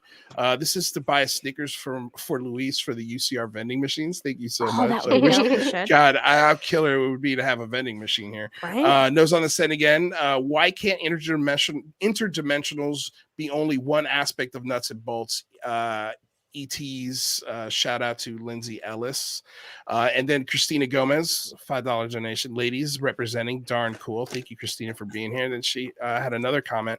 It's a great topic for discussion. Stephen Greer went to India and met with sadhus in a few ashrams, learning variations of Kriya yogic meditation, and the Shavian method reaches out to the gods in the sky. So, again, she's just sharing some of her research and knowledge about sort of where Stephen Greer learned this stuff. So that's interesting as well. Thank you so much, Christina. But okay, so Pounce, what do you got? Okay, so I'm going first. No, stop. I'm going first. Okay, go ahead. Okay, I just wanted to make a comment that I feel like the way that you I think we're saying the same kind of the same way that you look at these other people like Linda or like Greer, and you're skeptical and you see what benefit they had, but how they exploited the situation and they went downhill and they're just like pushing the wrong thing. That's how I feel about the government. And I think that it's equal. And so it's just interesting that maybe I push more, not push, but I come more of the like, I don't trust the government. And you're like, well, I kind of do, but like these people were cool and now they're it's not so much that I trust them. Same. Yeah. But you value so their opinion more. I do. But here's why. You do. I do. I'm just saying, I think that it's equal. And I think the one common denominator that I will meet you at is that they're both valuable, but at the same time, they also have incredible drawbacks, and they both feed deception, I believe. And that's how I feel like maybe I can meet you there, because the way that you were coming at it from that perspective to me is the same. It's equally the same, I think, to what like Stephen Greer brings to the table. What are you going to say, Jaimie? Okay, so I'm going to come at it from a completely different perspective. So you said something earlier that really piqued my interest, that happens to a lot of folks that we talk to, where you say you had an experience that you don't quite yet understand or really know what it was. You kind of battle with that internal monologue of, is it extraterrestrial? Was it just something here on Earth, right? And something that we've found through the years of our research is that people who tend to question their sighting and don't have a definitive answer in what they saw tend to lean towards wanting kind of government reassurance, because you don't find that reassurance in yourself. So you're looking for it elsewhere. Not saying that it has to be the government or something, but a lot of times what happens is when you question that, you're looking for an answer. So I think to you're looking for the government to an answer. And I started off that same path. I was very nuts and bolts. I like to really research heavy documents. And then as I kind of went on this journey, learning more and more about the subject and realizing the different experiences I had, I didn't need those documents anymore, because it wasn't about having like a piece of paper or a video or a photo proving to me that it was real. It's something that I saw with my own eyes, and I just knew deep within my soul that this is the phenomenon. So I didn't need anyone else to tell me it's real or not real. Does that kind of make sense? No, I see what you're saying. I would just say, I'm going to clarify and say, I don't need. Well, no, and I don't mean it like that. No, yeah. And I don't mean it like that. Yeah. No, that's fine. No, that's totally fine. I mean, I'm just saying, I just think that the conversation is going to be had on a much bigger scale. The way we all want it to be had is when, I think, me personally, what I think is kind of happening is that it's almost an arms race right now. You've got private public entities like Galileo, U.A.P.s, the SCU, who are looking into this topic. They're looking for real dollars, and they're real scientists getting funding to try and look at this in a scientific way. And then you've got the government, who's super secretive, doesn't want to say anything, and is lies all the time. Right? The sky's not classified. So I think what's happening is you've got this push from actual science looking into this topic, which is going to force the hand of the federal government to have a conversation about it. 100%. And I think that's what's going to legitimize the conversation. I'm not saying that's what is going to determine how the conversation goes or what the next step is, but when information is disseminated from a big news perspective, it always comes from the top. It always comes from our elected leaders and the people that we put into office. And here's the thing also, like, as taxpayers, I don't think we realize how much power we have if we unify and we just ask, like politely ask for this information. We've never done that before. That's never been done on a massive level until we did the first big phone home and part 2, like where we all on the same day call, write, tweet at our local state representatives. And it on some level, I think it helped, if not worked a little bit. I don't know, because I can't tangibly look at the analytics and say we definitely changed it. But I think we helped galvanize the community into, when something important happens, we all can jump on it and tear it apart as best we can and then try to come up with a solution. And so I think that's kind of where I'm at, is like, I want my sister to have this conversation at dinner tomorrow and what that means. And I don't think this conversation goes to, I think it's at the end of all of this, it's going to be an experience thing that convinces people. They're going to have to see it with their own eyeballs, and they're going to have to experience it right in front of their face before they go, oh shit, okay, I get it now. Like it's, we've had this discussion again with Rather, and Rather hates E5. He's never tried it. I'm just kidding, Rather. He has tried it. But like this idea of, like, we had Melinda Leslie on the show. And she's had an experience. Love her to death. Her experience is like somebody explaining a car accident to you that they just had. They were just in a car accident, and then me and Rather over here like, yeah, show me the car. You know, show me the bruises from your accident. You know, like, where's all of it? And it's from the person telling the story. It's like, how dare you? Like, I had an accident. Why don't you believe me? Like, this is as real as me talking to you. So I can understand the frustration from both perspectives. That is 100% for sure. And I think the truth is not going to be just one thing that you can nail down. It's going to be a lot weirder and a lot more difficult to explain than I think anybody can predict. But I see Rather, you ever something to say? Rather's been so quiet. I mean, I agree with your distrust about the government. They have a lot of dirty laundry back there. But what I'm really waiting for is the word and the assurance from the scientific community, because I feel like they would be the ones that we could actually trust, and they don't necessarily have that misguided history. Would you trust something coming from the science? Well, I'll add on that. I also think the scientific community has come out recently because they kind of got the permission to. I was just going to say that. Like our government, the anti-establishment part of this. But doesn't a real scientist not need any permission? That's all I got to say.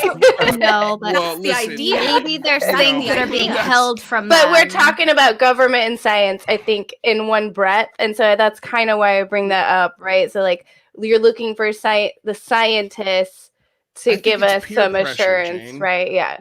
It's peer pressure. It's just like when you're a kid in middle school and everybody's smoking and they pass a cigarette to you. Oh, you gonna smoke a cigarette, Lou? And it takes a lot of guts to be like, no, I'm good. I don't want the cigarette. I'm okay. And I think it's the same in science, where it's like, man, I really want to talk about this UFO thing. And then he maybe sort of whispers it to another fellow scientist, and he's like, get the fuck, no, shut up. Like, do you want to get funding for what we're doing next year? Like, I think those things are so like the Galileo project, for example. So kind of why I said that, right? So it's like, which scientists are we looking to, right? Is it like, I kind of thought it was a good thing that the Transmedium Committee got nixed from the Gillibrand Amendment, because it kind of made me nervous that there were these scientists that are independent right now that were going to be part of this government office. So, like, what is your take on, like, the Galileo project and U.A.P.s and some of these other sources? Do you think they'll be able to stay true to searching for the truth and being transparent. And I'd like to believe that. And Yeah. I think as long as they stay independent, because I truly believe that, let's just say that the government has had crazy craft for a long time. If they don't disclose that to everyone, then these scientists don't get to look at that, and they don't Right. get to discover different types of sciences. Like our understanding of physics doesn't get to grow. Right? If they're withholding that information. So I do hope that it does stay private. The only problem with that is it always comes down to funding. And I feel like that's probably the underlying issue in everything, right? When it comes to the government and when it comes to people in ufology, all of us, even when we're talking about Stephen Greer, right? It's like at a certain point, the funding maybe takes over, and then like a weird part in your brain switches, and it's no longer about the curiosity that led you there. It's just about the funds that you're getting. Survival. And then all of a sudden you've switched over to that's your number one priority. Things go south, information is withheld. So this is I'd like to stay optimistic. Though, right? No, it's it's a little really different not, because, though. I mean, it's a Harvard professor with tenure. This is a guy that's putting his career and all of his work on the line to try and figure out this. It's a risk, is my point. It's a risk. It is a risk, and I will give that to Avi Loeb. I think that is cool. I'll give him that. It's a risk. It's a lot. So I'd like to stay optimistic about it, but it doesn't mean that it couldn't take a turn. But that's like with everything. Everything can take a turn. So for right now, for today, I support what they're doing, and I hope that they are able to sustain themselves without outer influences changing the way that they do things. And their narrative. Yeah, I think that they have a really clear narrative on the information that they want to bring out. And I hope that they just are able to stick to that. I hope that the government doesn't come in and stop them, or their funding is taken away by somebody. I hope that none of that happens. I think it's kind of unfair to like preemptively judge them a little bit. Like, let's wait to see what they can do. And I want to judge them on their substance and not on like assumptions. Yeah, for sure. That's why I'm like, today I'm into it. And like what Lou said earlier, that the subject really isn't going to be taken seriously until it's everywhere, right? There's an announcement by the Oval Office. But I will say that it's really interesting that in our climate today, it seems like as each day goes by, people tend to distrust our government.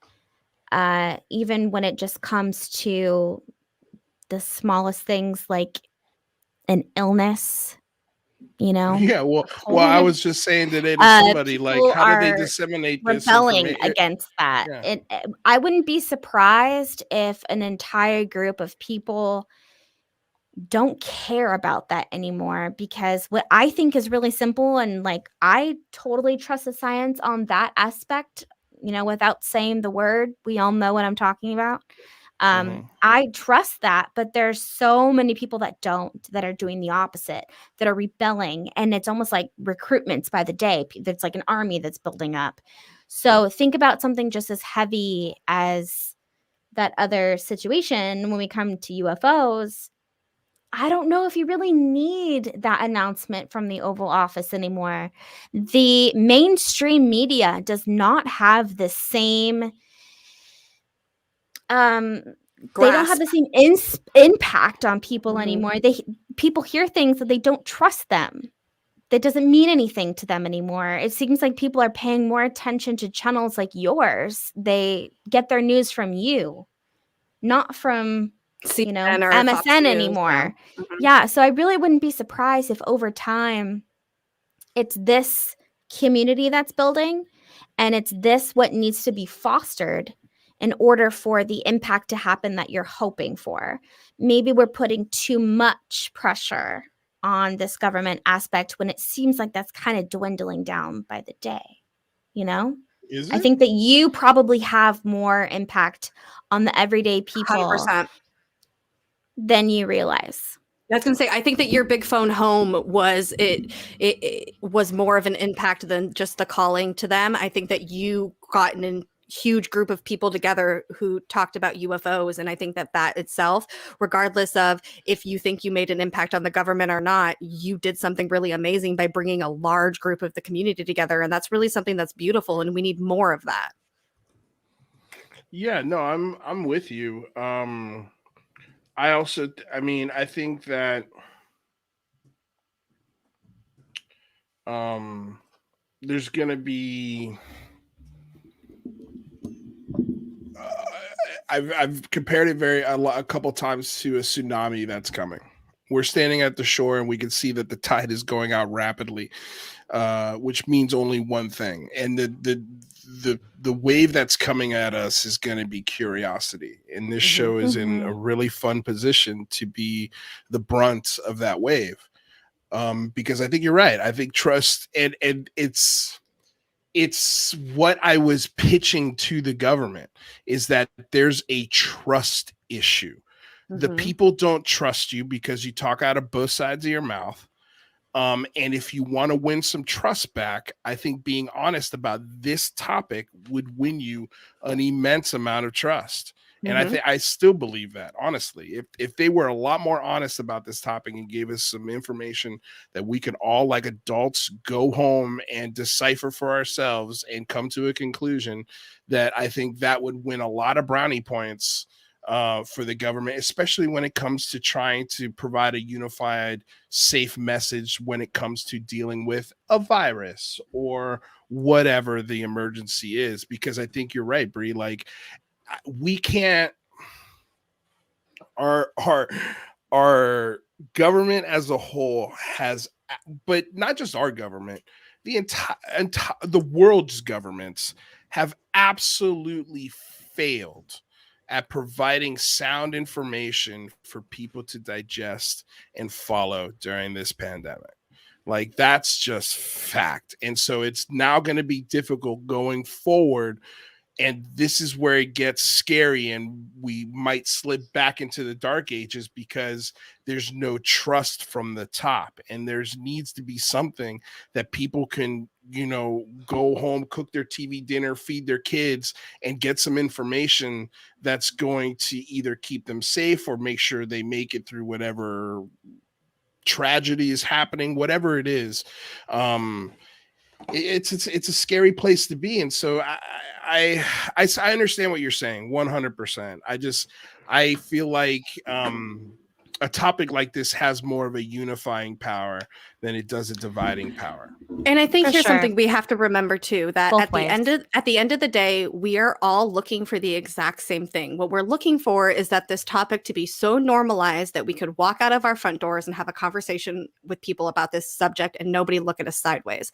And even though we're all coming at it from very different aspects and approaches, we are all coming together for the same goal. And I think that we have to remember that just because you come at it from one way or we come at it from another or the next person comes at it from another, at the end of the day, we're all just trying to have the same exact goal. Yeah, well, there's no right way to do it. No, 100%. No, for sure. I think that there's valid points in everyone. Like, even though that we don't 100% align with you, everything that you say in defense to that, I totally agree with you. Like, I completely agree. And that's just, I think that that's also kind of where we meet each other, is that you can see both sides to it all. Because it's such a vast subject. There's so many different layers to it. And I think it's just important that we all recognize those points. So even though I have, a point of view towards one side, doesn't mean I don't discount everything that you said. Absolutely. Because it is so heavy. And we can't just make decisions off of what I feel about it. I think we'd be screwed. I think your point is probably a lot more diplomatic when it comes to making agreements, decisions for the United States in general. So I really do. I understand all of your points, and I think that they're valid.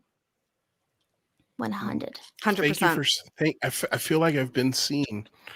Well, I think that I see you. I think that we have this issue. I appreciate you. We have this issue sometimes in the community where people think that we're like actively arguing with each other or that we're like hating on each other's opinions and stuff, but it's not. We just have different ideas, and we greatly respect everybody's opinion here and how they approach the topic. And we just want to make sure that we continue to come off in a way that like we're not arguing with anyone, we're not disagreeing with what you guys say, we're all just coming at it from a different perspective. Yeah, I think that's what it's. I feel like there's a part of the community that has their perspective, and the second you disagree with it, you're out. Oh, I'm not into that. And we're not all. into that kind of culture. Yeah. It just seems like okay. I mean, all right, that's the hill you're dying on. Go for it. I can't meet you on that hill. I'm sorry. You're gonna have to do better for that than me. But I am curious because I ain't playing that game. You ladies do have a sharp sense of humor. And sometimes it cuts to the bone. What's hilarious is I was part of the golden probes for the best neck in ufology, and what's hilarious about that is I have no neck. Now I think that's hilarious, right? I can totally dig with that humor. I love roasting. But I am curious, do you feel like that ever is gonna cause a problem? Like, let's say not a problem, but like if you want to speak to somebody or talk to somebody, do you think that might bite you in the butt down the road to close off possible conversations that you could have with people and find more of an understanding, or are you just going to let it fly and be yourself? Yeah, so I think one thing you have to remember too is we have been doing this for a long time, so we've had quite a few interviews with a lot of people inside of this community already. So we've talked to a lot of people, but I think what happens at the end of all of our interviews is that the person we're interviewing always says, and I'm not trying to toot my own horn, but they're like, oh my God, wow, you guys ask great questions. So I think if people just took 2 seconds to actually look into us, they would have no issue with what we are and who we do. I think the bigger problem is how everybody just judges a book by its cover these days without actually looking in and researching. They do a very, like the Google search, you just Google it real quick, you see some things, you move on with your life. So I think that once I have no issue being myself because in the past it's done nothing but great things for us and people have wanted to be involved and participate with us. So I would never change that because it's already had such a positive outcome in our life so far. So I wouldn't want to do it any different. Who's like the coolest guest? Oh, sorry, Bri. I was just gonna say, like, we have a lot of connections. I'm already a part of something that is very big in this community with a lot of people. I would never want to jeopardize that. So I don't think I would ever do something that's super out of line, but I do think that it's fun to bring a humor to this because a lot of people take themselves way too seriously. And that also goes down to people not being able to have different point of views. Like, I just don't understand why someone can't have a different point of view as you and you can't be friends. That's just like mind-blowing to me. Mind-blowing. Why can't we have a conversation and a heated conversation? You should be able to be like, boom, boom, boom, back and forth. And at the end, shake hands. Like, you are a smart guy. All right, let's move on. Why do we have to all of a sudden befriend each other? Like, that doesn't make any sense to me. So I feel like it's nice to also bring that aspect to the community that we can be friends. We can do this together. We can make fun of each other. And maybe we should all take a deep breath and remember that at the end of the day, we all want the same thing. And we all believe in the same thing. At the end of the day, we all believe in UFOs and we all want it to come out. That's it. End of story. So why are we making it so complicated? Let's be friends. Let's throw ideas at each other. And if you can't take it yourself, like, what are you doing? Exactly. Like, that's, I think, why we also did the golden probes is because it's fun. I think people just needed to not take themselves so seriously throughout that. It was so funny. It was so fun. I want to see the Golden Probes team up with the Cabbies and do a show at the end of next year. I would love to. We have another show coming. Akashi Chris is an insanely You guys great have a roast writer. coming up in we summer. We have another too, roast right? coming. We do have another project coming on. It's called the Midsummer Night Roast. It'll be in June. Yeah, we do have something we do have something in the works for that. Listen, we really like to have fun inside of this community. You better make fun of me at one point. Okay, we will. And we're involving you guys this time. I was like, I think that's what people don't understand is at the end of the day, the people that we were making fun of are people that we love. Like we were making fun of our friends or the people who we love or want to be involved in our life. None of it was any sort of like malicious intent. It was how me and Bri's humor are. This is how we roast each other. This is how we've always been. So we wanted to bring us and our humor to the world, and we just wanted to bring it and put it out there, and we wanted everyone to enjoy it as much as me and Bri do. For sure. Well, it was fun. When I was watching it, I'm like, this is like, I felt like I'm like, I think I even commented this. I'm like, this feels like the first MTV Music Awards. It 100% felt like that. I said the same thing. It's so raw, and you can see it, and I can see. I'm like, this is going to be huge in 20 years. Like, this is going to be like a staple, especially when the conversation gets to a place where there'll be like award shows or, you know, end of the year sort of yearbooks as to what, you know, and reviews as to what happened in the year. So, yeah, it was fun. I literally, just the same with Jane, I belly laughed out loud at certain points. And my girlfriend, Michelle, was also like, these girls don't give a fuck. Like, they just don't care. And I'm like, but you want to know something? It works because you don't apologize for it. You own it 100%. And I think it's hilarious. I think it is funny. I think this idea of not taking yourself so seriously is an aspect that everyone can benefit from. Everyone can afford to laugh at themselves. Yes, you know, sure. and I think that this topic shouldn't be not fun. You know, it should always be fun. Like, talking about this should always be fun. Can it get heated? Can you disagree? Yeah, but at the end of this, we're talking about aliens, right? We're talking about spacecraft and Wakanda theories and, you know, all sorts of weird stuff. It's just fun to talk about. So, you know, and none of us know definitively 100% what we're dealing with. So why are we going to act as if we do just because one person guys I have another confession to make. I haven't watched a single Stephen Greer movie or read or watched anything that he has. My understanding is Stephen Greer is everybody else in the community, and it's the most like it's the best way to like learn about people. So Luis Elizondo, I've been listening to his recent interviews, but I just feel like I have to confess that I really do not know. That's okay. That sucks though, Jane, because recently everyone hates on him. So like sometimes it's fun to have an evolving feeling for someone when you see them in a good light and then you see how crappy they are. It's nice to have that evolution. It's a good point.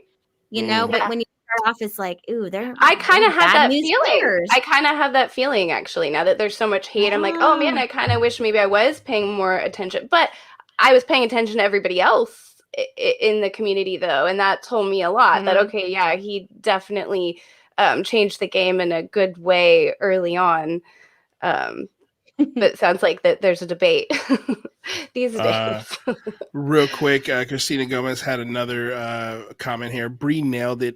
I trust we are all disclosure happening now. We the people, the ones willing to take a risk and find the truth in our own unique ways, using our unique passions and assets. I agree with that. Again, it goes back to this idea of there's no wrong way to cover this. And I think it's so funny. People get insulted when we make this topic entertaining. It's so weird. What is your deal, dude? And they call it UFO-tainment or whatever. Deal? Yeah, they call it UFO-tainment. And it's like, what's your deal, bro? Like, is this supposed to be boring? Are we not allowed to ask questions from people? Are we supposed to just believe everything we hear? I mean, like, what's the scoop?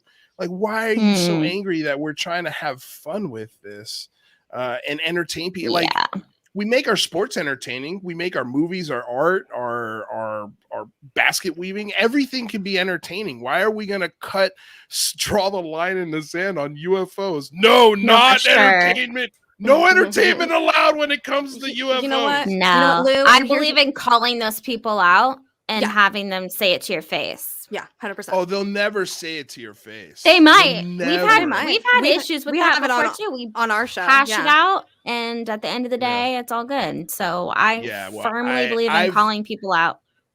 I have reached out to a lot of these people privately, and I make it sound like it's so many people. It's really not. It's just a handful of schmucks. But I've reached out, and it's just like, dude, like, I respect your work. Where's this coming from? Right. You know, like, why? And if you're gonna look, we don't have to be everybody's cup of tea. Just like you said, there's a billion other places you can go and get your information or your entertainment or your boring lecture, whatever you want it to be, you can go find it somewhere else. So, you know, why is it that you're taking time out of your day to just knock us just because? So, Lou, sometimes I think they just want attention. And sometimes I think when you address them and then you talk about it, maybe sometimes they meet you halfway. Mm-hmm. And then they're like, okay, I see where you're coming at it. And then you're besties. Yeah. Some people like UFO drama. Like UFO drama is okay. It's just UFO entertainment's not okay. It's not okay. Right? Exactly. That's not cool. That is not cool. I built this channel on finding common ground. So for me to sit here and say that I would never have these people on the show and try to work stuff out, they are open to come on this show anytime they want and complain right to my face, and we could talk about it. We can have a discussion.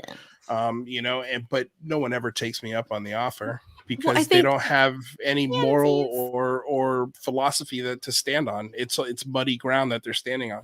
Well, yeah, I think that's a big problem inside of like the UFOlogy world with Twitter and stuff, that we have all of this going on. You have people who are interested in the phenomenon who aren't necessarily actually doing anything themselves, but find it necessary to criticize all of the people who do have shows out there who are spending their own time and money to do this. Because let's be real. Doing a show on YouTube or a podcast is not free. You have to buy equipment. Yeah. You have to pay for StreamYard. Like, all of these things cost money. So what I always say to these people who want to have wonderful comments about us is I say, okay, well, what are you doing? What are you out there? Show us your stuff. Well, if you think I'm wrong, then you go out there and do it right. Show me how to do it right. Send it to me. I'd love to watch it. And I think that once you put it back on them in that sense, they tend to kind of go away because they're like, oh, okay, well, I don't really have anything to say here. All right, bye. Yeah. Well, I find it's that a lot of them they're guys who've tried to do this and have failed miserably. Yeah. And so they're angry at the ones who have figured it out. And we've had interactions with people like that before, with a lady on Twitter who was very upset at us that we were getting attention and that people were interested in us. And she was literally only mad because she was not getting attention. And that unfortunately happens sometimes. And with those type of people, you have to pick your battles. Sometimes you fight them and sometimes you block them and move on because it's really just not worth your time. Imagine being a real celebrity. Like, they deal with some stuff. We complain. It sucks, but I mean, I think that's just happens to be a negative part in us as a society sometimes, as we like to pick each other apart, you know? And it sucks. That's the name of the game. And I think all we can do is acknowledge them and move on and just stay true to yourself and keep doing what you're doing, because they would have nothing to complain about if you weren't doing something right. You know? Exactly. No, it's true. Gary Voorhees says, how's everybody doing tonight? Hey, Gary. What's up, Gary? Thank you for being here. Thank you for coming on our stream last night, Gary. We love you. Yeah, thanks, Gary. Gary's the best. And then Event Tide, no levity allowed. And he's right. It's like there's no room for levity sometimes in this conversation. It's so silly. And now I become death. Says, Luis, are you insane? Basket weaving as entertainment? Listen, go to the TikTok live section, and you will see people writing. Like, I've seen lists of where they'll write somebody's name like Jasmine, and then they'll write it again in Arabic. And this is a 4-hour stream that they're making $700 on. It's just like, oh, I was showing Bri last night. You can sleep, and then you pay people to have Alexa do things. And I was like, Bri, you got to do this. Just sleep, put up your camera, and then people will pay Alexa to play random music at you. It sounds great. Let's do it. But people do that on TikTok and on Twitch and things like that. Like, wild. And that's entertainment to some people. It's crazy. There is something for everybody in the wild, wild west of the internet. Like, a lot of people have monkeys as pets, and I know this because of TikTok. Yeah. Rather, what weird thing do you do on TikTok? Oh no. There he is. There he is. I think I might be frozen. Oh, okay, you're back. I froze it for a little bit. I don't know why I'm on the front cam here.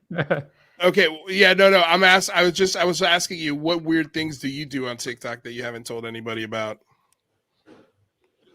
I'm pure consumer on TikTok, and I love Dan Wolf stuff that is. I know it's a good TikTok recommendation too. If Rathers has it, I want to know. Wait, no, go ahead. Wait, what are you talking about? Let's hear it. Oh, I'm just whatever. I want to know what Rather watches on TikTok. I'm sure I'd it's love really to see good. his For You page. I'm like on a clip. I just watch dogs that press those buttons and communicate with their owners. God, funny. It's just a bunch of animals. It's just a bunch of I feel like crazy animals. Rather follows Hank Green. Do you follow Hank Green on TikTok, Rather? Oh man, who's Hank Green? Hank Green, he's a science smiling. He looks nice. Okay. Yeah. He's written a few books and he has a YouTube channel. My internet's having he's back. He's back. He's back. Yeah, Hank Green is great. Love it. Okay. Yes, I knew you follow Hank Green. Yeah, you give me Hank Green vibes. I love Hank Green. That's Wait, hilarious. Who's Hank Green? He's a science communicator. I mean, that's what he calls himself, but he's like a science guy, and his whole job is like writing books and bringing science to the community. Just all sorts of different science, not one specific, just science in general. Is it Sideshow on YouTube and yeah, great TikToks and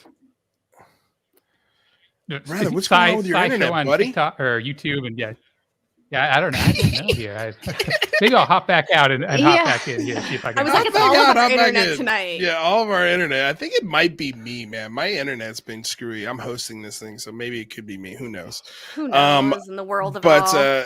Let's see. Well, unless Hank Green has a dog that can communicate with him, then I don't follow He doesn't. him. That's Bunny, but I do love Bunny. I know exactly who you're talking about. All the dogs that push the buttons to talk. That it's so wild to me. Are there telepathic dogs on TikTok? Is that? Well, I mean, it kind of makes you really think about aliens. Really, like you realize the vastness of planet Earth and the amount of animals and creatures and experiences that are happening with just other species on this planet. That there's probably not even a lot of science around. Like, seriously, I'm fascinated with the animals. On TikTok. And it's this idea of the language barrier. So basically, what it is that they're teaching these animals to speak human, and they're using buttons to do it, and they're reinforcing it by you push the button outside, you keep taking the dog outside over and over again, and then eventually the dog understands all of these buttons, and so it becomes, you hear the word, you know exactly what they're saying. So it's so interesting. It becomes this very deep kind of philosophy when you look at it, like, how do they learn English? Are they just learning the repeat of words and the sound? Are they just associating with it? And it's super cool to watch. And there's so many animals. They have cats that do it now, dogs. It's wild. Mm-hmm. I feel like we're opening Pandora's box. Yeah, I know. One way or another. Is teaching dogs how to speak. Landed as a the pet. boys from UFO Garage are here. What's up, gentlemen? Hey, Ben and Hey. I think they're in Texas too. And they are. They are in Texas. I want to do like an in-person. I've messaged them trying to do some in-person. I know you're close. Oh, you're Texas. And then everybody else, please come to that's Texas. Relative that's what in I always Texas, say. right? I was like, yeah, Texas is huge. I mean, no, that's true. It's giant. Yeah, depending on where you are in Texas, that could be either a 20-minute thing. I learn new town names all the time from UFO witness reports. I'm like, oh my gosh, I've never heard about that town ever in my whole life. So and there it is. Yeah. Awesome. Well, so ladies, what do we have, I guess, coming up for you? What's I know we're working on some new shows and there's some things that we're sort of churning. So I'm curious, what are Jaimie and Bri? What's the next plan of attack, I guess? I'll let Bri take this one. We are just nonstop lately, I feel like. I think the creative juices have overflown and we're just trying to keep up with it. And Jaimie and I have always been like that, where I'm always very like throwing things constantly out there. It just doesn't stop. But it seems like lately we're kind of putting them more into reality. So, of course, butt stuff, we're going to keep up. We do have butt stuff the rest of the week. Jane is going to be on butt stuff tomorrow at 3 p.m. Pacific Standard Time. And then let's see. We're going to be on Jess's show on Friday. We have a bunch of people. Yeah, Jess Rub, the Rogue Report, we're going on Friday. We have 10 shows in total this week that we're doing, and we just don't plan on stopping. Yeah, we don't mess around. We don't plan on stopping anytime soon. We're really serious about getting everybody to talk about aliens. So we're doing it every day. Yeah, any way it works, finding different niches that fit certain people and just bringing them on, trying to kind of make more connections that way. It's kind of fun when we're reaching out to these people that we like, but we're not necessarily the same. And you always find a common ground with everyone, just like you guys. We're obviously not just like you, but I think that we have a lot of common ground between all of us. And I feel like I respect all of you so much. And I think that's really important when we make these types of connections, because I think other people also think that it's okay to be friends and to talk about this subject with other people that are not the same as you. So we're kind of finding new ways to do that, and to bring more people together. That's the goal at the end of the day.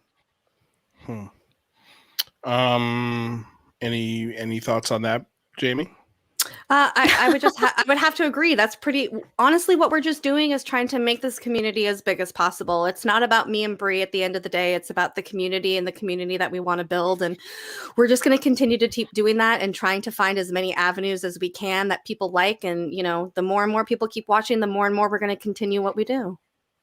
I'd probably do it even if no one watched. Yeah, honestly, probably. That's very true. Yeah, we'd probably still do it whether or not people watched. Yeah. I have a feeling you would as well. I mean, just watching your streams, they're hilarious. I'll be honest with you. This conversation took me a little bit by surprise. I thought it was going to be a lot goofier. Yeah, I thought it was going to be a lot. Well, you didn't ask us anything funny. You asked us all serious questions. I guess I didn't. I guess that's my fault. Well, do you guys have any good? I was wanting to ask earlier. Yeah, is it good or bad thing? No, I'm not disappointed at all. I thought I was. You can't be like, "What do you think about the government?" and think we're going to be like, on that note, though, behavior for you. We're like, do not cuss. Like we're not cussing. Yeah, we're like, oh my god, I was gonna say, well, who knows what's gonna happen on this show? Yeah, do you guys have any juicy guest gossip? Because one thing about these ladies that I know from back in the day when there were events is Bri and Jaimie meet everybody and talk to everybody, and you guys have interviewed some amazing people.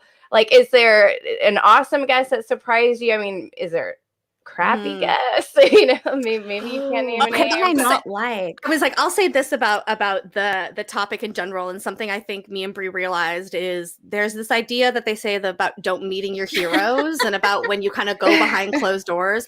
I think that we all have these ideas. David Wilcock. Perfect example. Yes. Like, we have these ideas of these people and these celebrities, and then sometimes we meet them in person and they've had too much to drink and they're a completely different person, and you're like, this is not the person I saw on TV. So I think at the end of the day, I think we just have to remember that everybody is very human, and that people are human at the end of the day. We can't hold people on pedestals, you know what I mean? And I will say, if you guys ever want to know what really happens behind closed doors, go to a UFO conference, hang out at the bar all night long until 2 a.m. and your mind will be blown. You see and Jane knows, because we've been at them with Jane before. We actually met Jane at Alien Con several years ago now, and we went to a party together and got drunk and hung out and danced all night. And like, that's what that vibe is. And I think that if you're just open to having those type of experiences, buckle up. It's a wild ride in here. Yeah, I've never been to a UFO con ever. You need to. You would have so much fun. Yeah, I think it would be a good time. That's for sure. Rather, how many cons have you been to? 0, but yeah, it does sound fun. As long as it's not a Skinwalker, I think I'm too scared to go there still. Rather would be awesome at the cons. He'd have the best questions after every single panel. Oh my god. Am I wrong? Rather, would you be there like 15 minutes early before each scheduled event? You'd be like in the front already lining up, and they're like, we don't even know who's in this room yet. And he's like, well, I'm first. I feel like you'd be there like I was right up in the front and center. No, but I'm like too.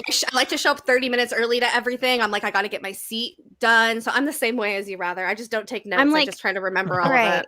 You hold the seat. I grab the drinks. She grabs the drinks. Yep. I'm like slipping in at the very good- last minute. Like, Can you? I'm good. Are they letting people drink alcohol inside the conference? Oh, honey. My entire purse is full of mini booze alcohols that I hand out to people at the conference.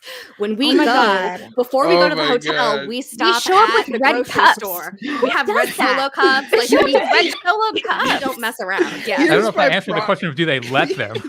Well, it's not an option. We just do whatever. Here's my issue with you girls is like, even if you saw something absolutely amazing, I'd be like, they were wasted.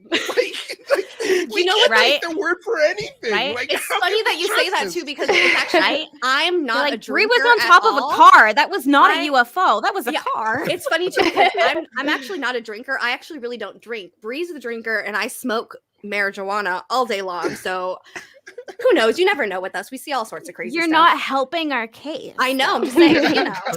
Do drunk people really ever see UFOs? So I feel like you're not going to look up at the sky. You're not going to see anything up there if you're drunk. Yeah, unless you're smoking EMP, I'll believe you too. Now, weed may be different. You might summon them, right? Listen, I submit Randy Quaid's character from Independence Day. He was a drunk pilot and possibly the best witness ever. Good point. I forgot about that. No one can stop us anyway. We should all meet up. Yeah. Let's meet up. There's no good cons happening this year, unfortunately. Lou, listen, you are only a very short drive from Las Vegas, and we can have a party here whenever you guys want. Indeed. No, I'm aware of the Vegas destination distances here. As soon as Michelle's 100% and she's not like Anthony needing a cane or hurts for her to stand I really want them to do another Area 51 event because it was really awesome, and only so many people like showed up. Really, it'd be awesome if more, not in a storming way, but I'm so sad it was there but not there. Yeah, I think that I would love it if they did that again, and everybody, in the chat could have an opportunity to go because just do it yourself. You guys have a bigger audience than that guy. No one even knows who he is. I was like, you guys have such a reach. You guys just have a hotel in Vegas and drive to the gate. Yeah, just like you guys did with the Big Phone Home. Apply that just to a location instead of just it being everybody calling. You guys have those tools audience for it. Well, we are definitely putting together. Well, I am anyway. I'm putting together a live show of some kind. I think it's going to be here in LA. Okay. And trying to get special and fun guests to maybe show up and come do like a 2-hour, 3-hour live show in front of people, and at the same time stream it. So if you can't make it, you can watch it on for free, or you can pay the admittance to get into the theater, whichever one. Cool. But yeah, it's something we're working on for sure. Good. Awesome. Because it can be fun. We got to wait and see what happens with everything that's going on in the world. Once I feel people are okay to get on planes and do stuff like that, maybe we'll tackle it. But hey, it's going to be a fun year. That's for sure. It's going to be an interesting year. And I'm glad we had this conversation. This was a lot of fun. Thank you for inviting us. Thank you for having us. Honestly, we had such a good time, and we love and respect you guys all so much. So thank you for giving us the space to come on and talk to you guys. You guys will have to come on butt stuff to really let it out. If you guys really want to let it out, take your hat off. I don't know what that means. Anyway, all right. So real quick, let's get Jaimie.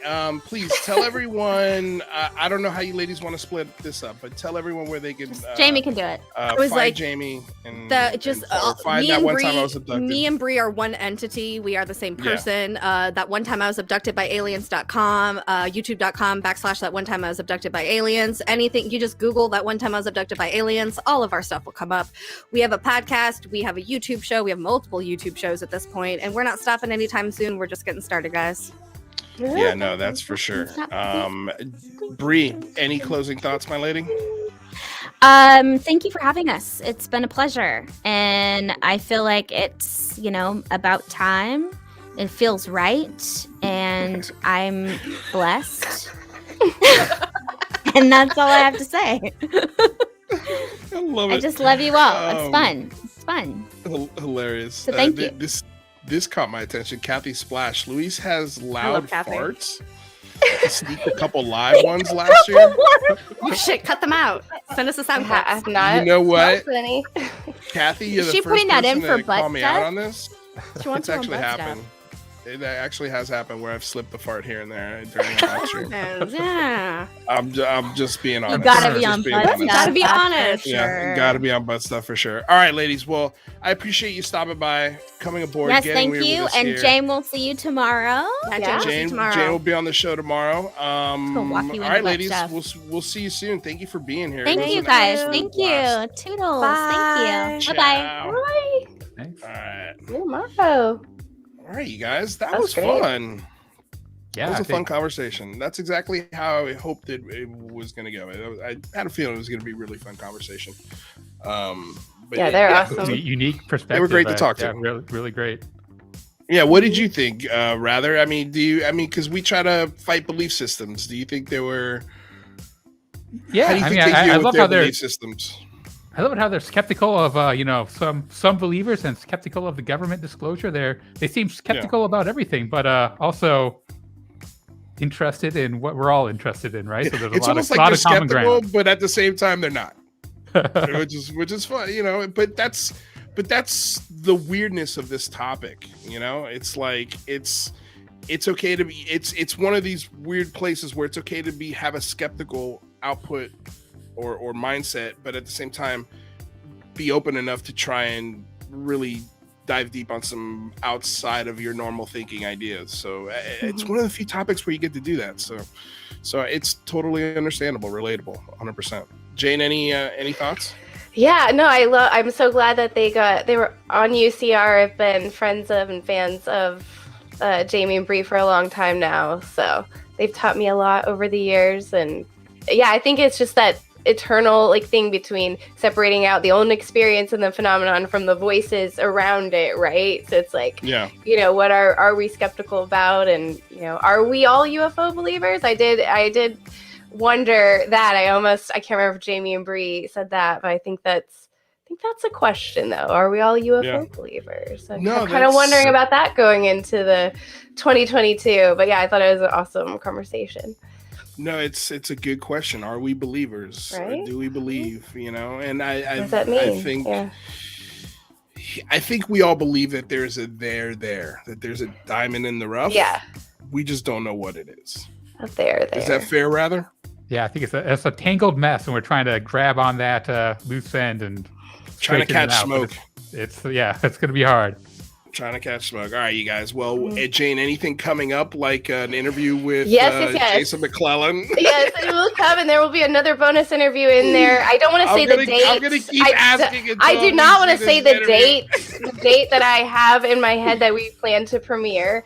Because I'm afraid I'm going to jinx it. But this Thursday, Red Panda Koala will be live. So I'll be talking to him. I got to meet him on U.C.R. and he was so fun to talk to. He makes these awesome documentaries. And then also, if people want to hop into the Twitter thread and share whether you would go to Skinwalker Ranch. We got Brandon Fugel's been in there. We got Tyler Henry's a pretty famous medium. Said he would go to Skinwalker Ranch. So I'm curious about what all you guys are doing. Any notable no's so far? No, very few, which I was pretty, everybody is like, I am going to be there in a heartbeat. So I was actually surprised. I thought there'd be more chickens, like me. And then also, definitely subscribe to YouTube for those upcoming videos. Right now, I've got top 15 guest moments, so you can relive some moments of John Greenwald's and some awesome people I've gotten to talk to. Hopefully, Luis and Rather will be in the next year's recap. But Bri and Jaimie are in there too. Some fun clips, fun memories with them. So. Rather, you got an episode on your channel. You want to talk about it real quick before we get out of here? I put together a video on the James Webb Space Telescope and the institute that plans what they're going to do in the next year. And there's a couple of really interesting programs that they're going to be doing in the next year that might shed some light on what we're all interested in: life in exoplanets, life in our solar system. It's going to be a really cool 2022. And check out my channel and video I put together to get a little foresight into what might come. We should do an episode on the James Webb. There's so many things, so many aspects to that satellite. I mean, I think we could really dive deep into it, and I would love to have somebody who maybe knows. I know you know a ton about the James Webb, but I'm wondering if we have anybody that we an academic that's actually if somebody understands the amazing. telemetry of it, because that's what I'm trying to get my head around, is like when we do get the data back, what does it really mean? How many assumptions go into it? You know, the conclusions, you know, that we get from it. Yeah, that would be awesome. Well, we've got a killer month already lined up of some awesome shows, so stay tuned, you guys. The shows are just going to get better and better. The information is going to get more and more fun to look over and decipher. So guys, ring the bell, like the show if you haven't already, smash the like button, and subscribe, of course, obviously. Those are the best ways to support the show. If you can't, or if you want to support the show even more, check out our Patreon. Thank you all so much for the super chats today. You guys came super strong with us. I truly appreciate it. All great questions and comments, and some fun people that we love here, like Christina Gomez, Gary Voorhees, Nose on the Scent, Unidentified S4, Big Willie, all you guys that donated. Thank you so damn much. Eventide, truly appreciate it. Everybody else that was in the chat, I appreciate all of your input as well. It was a lot of fun. Before we get out of here, I want to say thank you to DOS Tapes. They provide all the tunes you hear on the show. Their Bandcamp link is in the description below. The links for every single one of our guests and co-hosts here, and Jane, are also in the description below, so please check that out. Want to say thank you, of course, to my moderators, and check out the podcast. It's going to be available. Today's episode will be available in about an hour on our podcast, where you can find on iTunes, Spotify, wherever you find your podcast. We got one more donation here from the Sparky Lady. Thank you so much, my love. Maybe Kaku could come talk about the James Webb with us. That'd be amazing. I know now that I become deaf is going to love that suggestion, because he knows how much I love Michio Kaku around here. So yeah, Michio Kaku is going to be somebody that I'm always asking around to see if we could get like a 6 degrees of separation or Kevin Bacon with Michio Kaku. That would be awesome. 6 degrees of Kaku is what I'll call it. Anyway, all right, you guys, thank you all so much for being here. I love you all. Stay safe out there. Peace.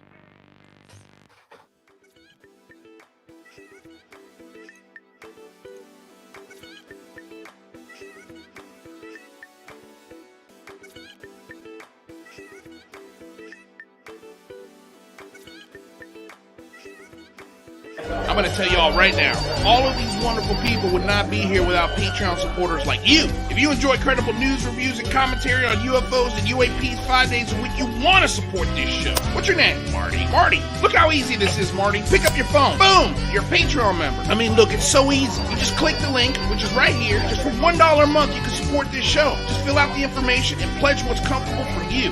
It could be $1, $5, $10, or who knows. Just support.